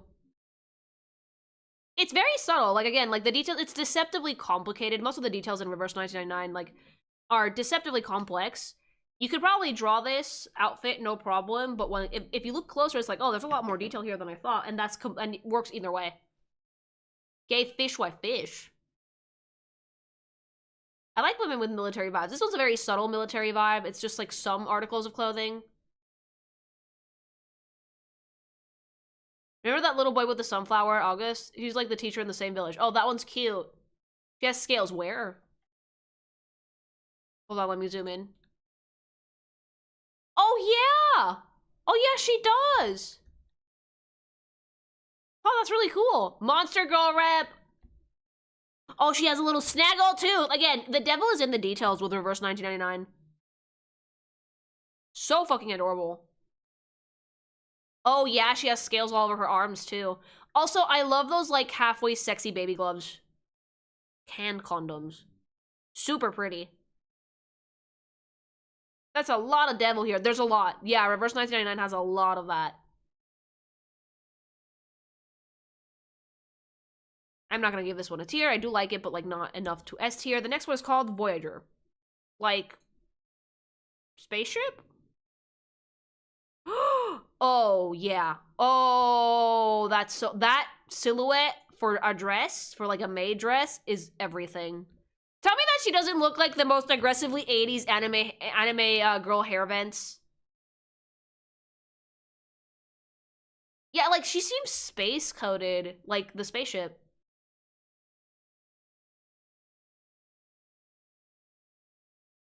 Oh, yeah, okay, yeah, she's space-coded. Yeah, again, the devil is in the fucking details, but I got a cosmic vibe just from the name and just from looking at her. That is so pretty. Anime girl hair vents, dual-toned hair, gorgeous. Ah! And her little face, it's so cute! The violin is also dope. Oh my god, that like little star patterning on the dress is... I want this outfit. It's an alien that came to Earth because of Voyager Golden satellites. She very much, every music piece she plays from the discs also can destroy planets. Oh, don't do that, but like, that's gorgeous. Oh my god, and the tights and the shoes. I would wear this. That's so cute. Oh, it's so precious. The star hair clips, like the big purple eyes, the dual tone hair. I really like it when there's like characters that have space motifs, when they do like little galaxy and little star patterns and things. Like in the underside of the skirt, it looks perfect. But again, the devil's in the fucking details. You do get cosmic at a glance from this, but you zoom in and it's like, oh, okay, yeah, this is absolutely space themed. Oh, it's perfect S tier, bitch. The inside of her dress is galactic. It's everything about this I love. I love. She communicates in music. I thought it destroyed things. If you remember Alien T, the little UFO, it's terrified of her. I think I would be scared of her. She seems a little intimidating. Absolutely gorgeous. Alright, the next one's called White Rum. Like the drink? I'm never gonna get over the names for Reverse 1999. Wave is gonna have to make like 2 videos of it. Ooh. Dead ass! Oh, okay. Well, it's a hand and a bottle. Yeah? Yeah. It's kind of like the night in the sense that I can tell what the damage is. It's so fucking funny, though. It's just a hand holding a ship in a bottle. That's so cute. A jar of dirt, except it's like a little ship in a bottle with like an actual ocean in it. That's so cute. It's like, it genuinely, you don't expect shit like this when you're like looking to... Normally, when you hear gacha, right, you're expecting a lot of waifus. You're expecting a lot of really pretty women or really pretty dudes. You don't expect an actual fucking satellite or a disembodied hand. It feels like I could frame this. It's artwork. Yeah, it's really good. No, she's the boat. Oh my god, that's so cute. Really? The hand has tattoos. It looks more like etchings on the bone. She's the ship! How big is it?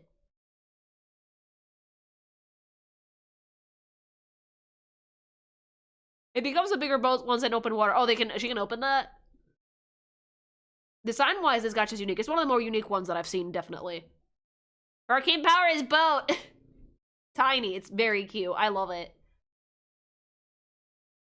Yeah, like, usually with every patch you get, like, more characters and stuff, but, like, the designs for Reverse 1999 have been so unique that I've been, like, pleasantly surprised every time. She's a ship, and she can turn into a pirate ship. That is so cute. But object, so I don't have a ton to say about this one. Then this one's called Willow.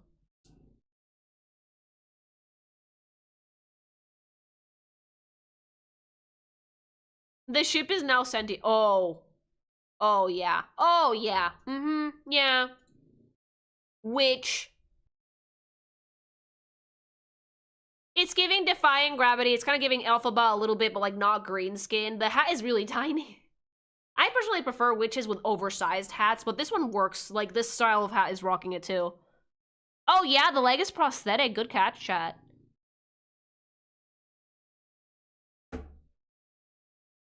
A gymnast with a prosthetic leg. Why does she look super witchy, though? Ooh, the expression. Is that bird skeletons in her hat or just patterning? It's just patterning. That is absolutely gorgeous. It's like dead leaves, right? Oh, that's really cute. Ooh, no, yeah, that's absolutely beautiful. Her dress is falling apart, but I actually really like it. The prosthetic leg is great. The dead leaves everywhere, the fucking patterning on the fabric. God, like, I can't tell you the exact fabric name, but I know what it is, and it's expensive. Thanks so much for the follow. It's so beautiful. I prefer an oversized witch hat, though. Love her expression, love the color scheme, love the fabric. She's releasing on Global in, like, a few weeks, by the way. Oh, yeah, okay, this must be one of the ones that has been announced, but not released yet. God damn, very pretty, very, very pretty. They do look like lead leaves. Alright, the next one's called Windsong. We don't have that many left, I think.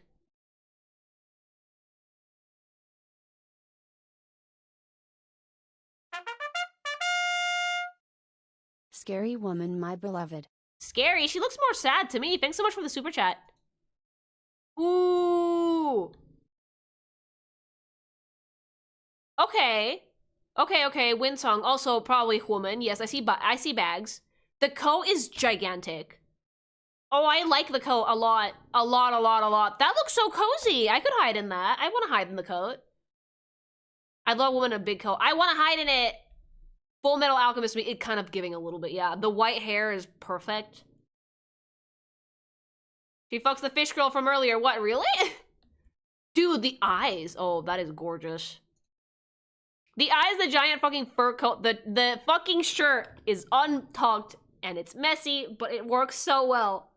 Lesbian. Who isn't gay in this game, chat? You guys have said lesbian like every 2 units.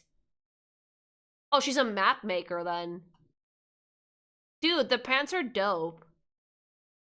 The pants are great. The fucking tie and like lopsided shirt are amazing, but like I'm here for that coat. I would like that coat. I would like to hide in that and go to sleep. Her eyes are like pearls. The eyes are gorgeous. A very good use of the white lashes. I almost never do this because I find it really hard to do in like my particular way of doing line art. But I do think that in certain like more painted anime art styles, the white lashes can make characters look just like so ethereal. I love it. Great question. I don't know if anyone is straight. Everyone's gay until proven otherwise. Or bisexual, rather. Everyone's bi until otherwise proven, I will say. Very pretty character. Not an S tier for me, but very, very pretty. X. Well, okay. Yeah. You know, I've been watching Dr. Stone. Giving fuckboy scientist vibes, I'm not gonna lie. A little bit. Little dipshit. Little baby dipshit vibes. Yeah, absolutely fucking Twinkie baby. Baby dipshit. Dr. Twink. Ooh, the eyes are dope, though. It's a dipshit. He's giving dipshit. He's giving fuckboy. He's giving I will argue with you. I'm gonna Reddit you. He's giving actually. But the outfit is fire. Is he wearing like 2 coats? Yeah, he's wearing like a clear coat and then a lab coat and like ribbons with pearls and like these shorts are not as short as like the other twink is like the fucking detective professor like in Twig, but it still looks really good. But again, it's very clear cut. This is a scientist, dead ass, fucking big lab coat, lots of books, a quirky fucking Twinkie. He makes inventions that seem useless and Rube Goldberg devices. I hate Rube Goldberg devices. I had to make one for physics class when I was in high school and it sucked. He definitely looks like a fucking brat. Absolutely looks like he would make your life difficult. It's the same coat. Oh, so it has like a layer on the bottom. He's a murderer. Who isn't? In this game, who isn't? Someone fucking eats teeth. Well, fairies and fucking steals teeth, mama. Everyone in this game is fucking psychotic. I love it. I'm accepting it.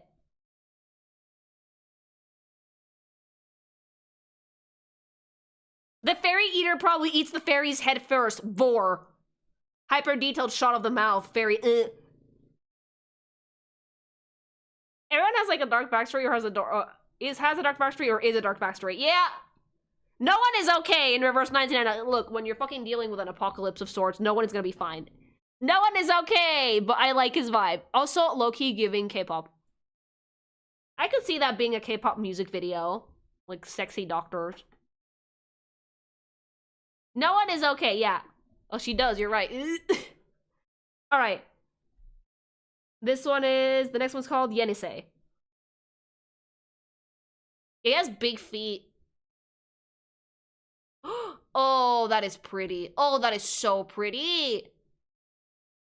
Oh, the color scheme. Wine red. You can never go wrong with a redhead. This game likes their redheads. But like the wine red everything, I'm obsessed. Wine red ruffles, fur trims, tassels, like fucking riding pants with like riding boots. Ugh, I need it. I need it. I need it. I need it. And the hat is so pretty too. I like how the red makes the eyes vanish. Oh yeah, like she has like some, I don't know what the exact eye color is there, but very pretty. Adorable accent too. I love her. I love her shirt, and I love that little corset piece on her coat, and I love like the fucking ruffles and the fur. Like, oh, she does look like a noble. It does look like royalty. Like a good tip if you're designing a character that's supposed to be like nobility is first things, cover their shoulders. Second, make sure that the fabric looks heavy. Heavier fabric tended to be more expensive. Silks, furs, usually were like silk itself isn't heavy, but if you use it to line with other fabrics that are heavier, that like kind of give like fur, for example, and leather and whatnot, like you need stuff that looks expensive. The dark red is good too. Also, a lot of nobles, at least in Spain in the medieval times, like the Dark Ages, whatever, nobles in Spain were allowed to wear bright colors, but they had their shoulders covered. If someone was wearing bright colors and their shoulders were not covered by like a cape or something, it was a prostitute. That was the rules. Only nobles could wear bright colors, but they absolutely had to, they absolutely wore shoulder coverings. And ladies of the night wore bright colors also to attract customers, but they did not cover their shoulders. It's so gorgeous though. Look at the jewelry, look at the details. Look at the golden like rope bits on the front of the shirt. Look at the little belt. That is so pretty. The little lace detailing on the sleeves and the painted patterns on the fabric too. That is absolutely beautiful. Super pretty. Also the leather detailing. Again, whoever painted these, like there's like one artist on this fucking team that does some incredible fabric texturing. Like I'm genuinely impressed. It looks like fucking heavy silk or heavy rayon. The boots are dope, yeah. Okay, I think the next one might be the last one. This one I will give it an S tier because I do genuinely love the entire aesthetic.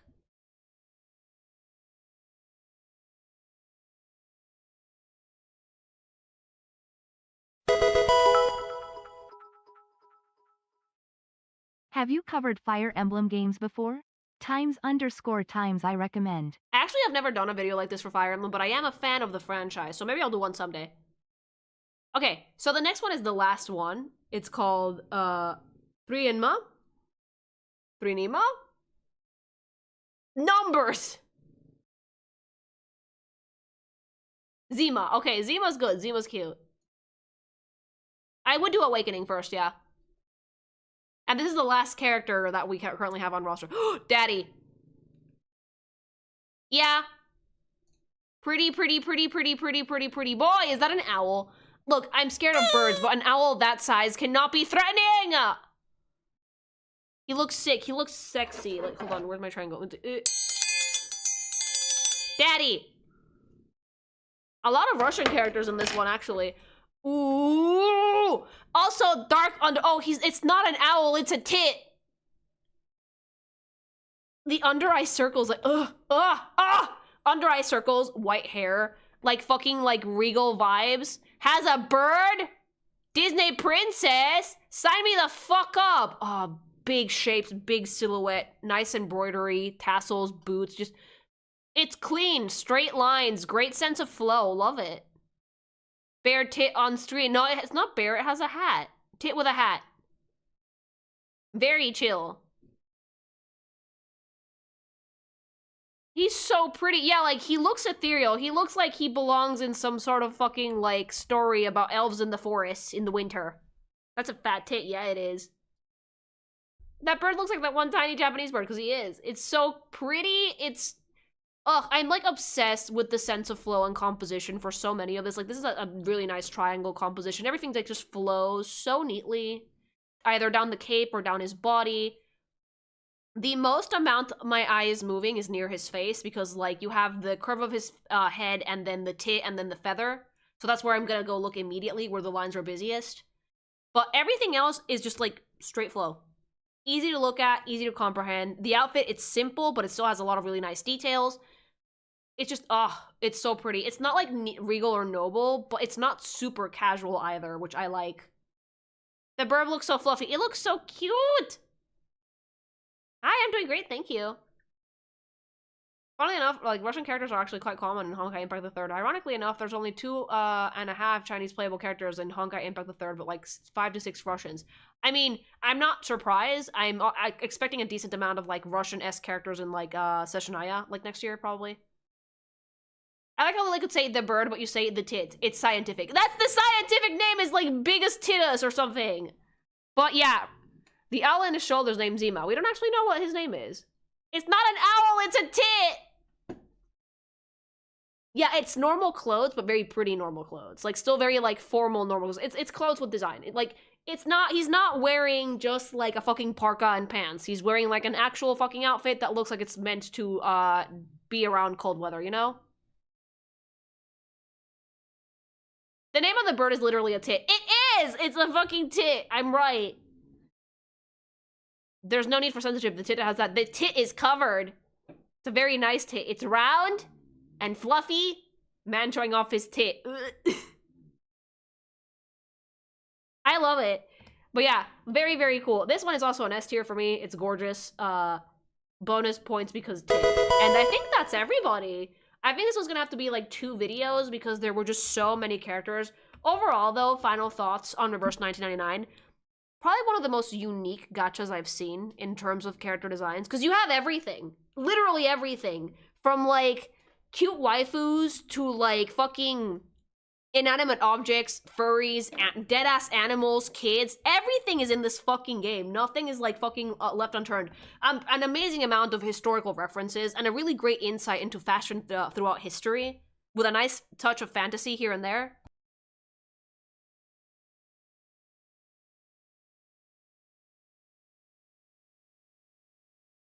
I did leave out one character, though. I will say that I left out one character. And the reason I left her out is because her design is, like, super TOS. Like, I cannot show this character on screen. I think I would get ganked immediately. It's like a fucking... It's a loli with, like, a big black blazer and, like, half a flapper outfit. I did not remember her name. But, like, I saw her and I was like, I can't put her in this fucking gacha because, like, her titty's out. Schneider, yeah, that one, yeah. I can't put that one in there. That one's TOS. Because, like, there's no nipple, but I'm pretty sure I would get in trouble anyway. And, like, made worse by the fact that it's a loli. It's one of, like, the 2 characters I genuinely disliked in this game, because, like, why? Why are you dressed like that? She's not playable. Okay, that makes me feel better. That makes me feel better. Because I saw her and I was like, oh, I can't put this in here, can I? And Hobby was like, just to be safe, don't. Snyder's baby. Why is she dressed like that? For the most part, though, I do have to commend Reverse 1999 in their usage of children characters, because not only are... Oh, that one's TOS as fuck. Yeah, I saw it and I was like, I don't think I should put this one in. The gay Italian. It's a great character, but, like, super TOS. Sorry, like... But yeah, like, for the most part, though, I do have to commend Reverse 1999 how they handle their child characters. Because, A, both genders. Nothing weirds me out more than a game that's like, oh, they have kid characters because kids are cute, but it's all little girls. And we all know why. Reverse 1999 actually has a decent amount of little boy characters and little girl characters, which means that they just wanted to use kids for design purposes or for character building purposes, not because it's a weird thing for a specific demographic, so I do have to commend them on that. Also love the use of inanimate objects. There were some that genuinely made me laugh, like the fucking satellite is in there, for God's sake. I don't know, she doesn't look TOS to me. I'm not chancing it. I'm not chancing it. And like, the fact that it's a loli, it's even worse. There's another art of Schneider, but her main illustration makes her look naked. Yeah, I'm not chancing that one. Sorry, not sorry. Wave, don't you dare put up a picture. That one might have gotten a fart reverb from me because the design is completely nonsensical anyway, so... Sputnik is hilarious. But yeah, for the most part, the character designs are really unique, really cool. A lot of insight into fashion history, which, as someone who's a dork for the fashion history of the fucking human species, I love, I really, really like. There's a lot of love and care put into every single one of these characters. A few rule of cool bits here and there, but for the most part, most design elements had purpose, which I love, because a lot of these characters were like references to things too. When you have like a very clear concept, it's really easy to design good characters. My favorite one is DK. The one that's name is almost spelled like a slur. This was my favorite. Hold on, let me get her. Besides that, only the toy horse was an E, right? Yeah, because it was like weird.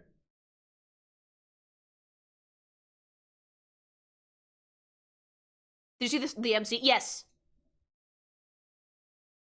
Sadly, I could not find a full CG of Vertin, just a little starting scene. This was my favorite. Aggressively vampire coded, you know? Aggressively vampire coded. Absolutely gorgeous.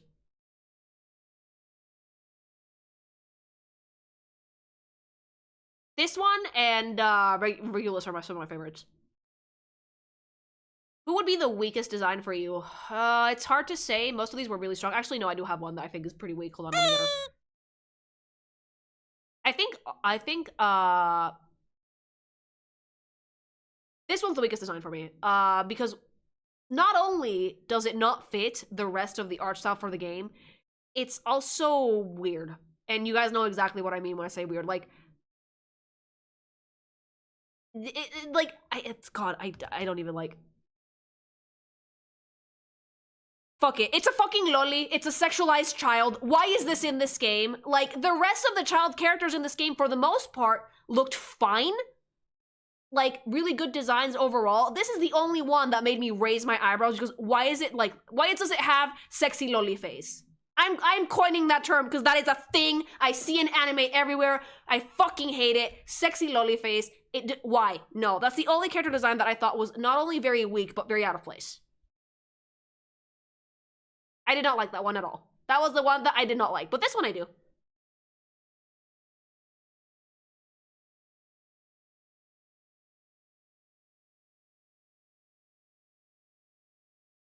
But yeah, final thoughts is this. It's a very unique gacha. Definitely give it a shot if you want. It has a lot of really cool character designs, a lot of really cool outfits.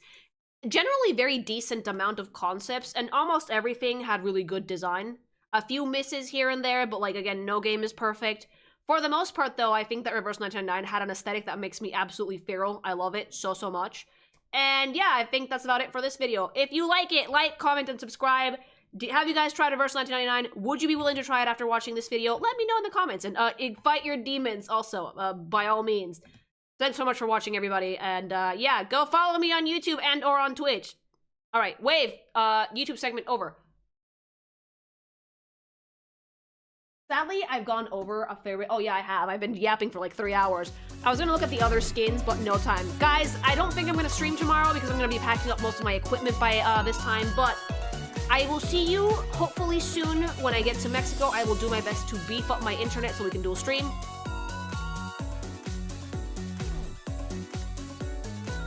And if you guys want to see me talk about the skins for Reverse 1999, give this video some love. Both of them, actually. If the videos get a decent response and a decent amount of views, I can definitely consider making another one.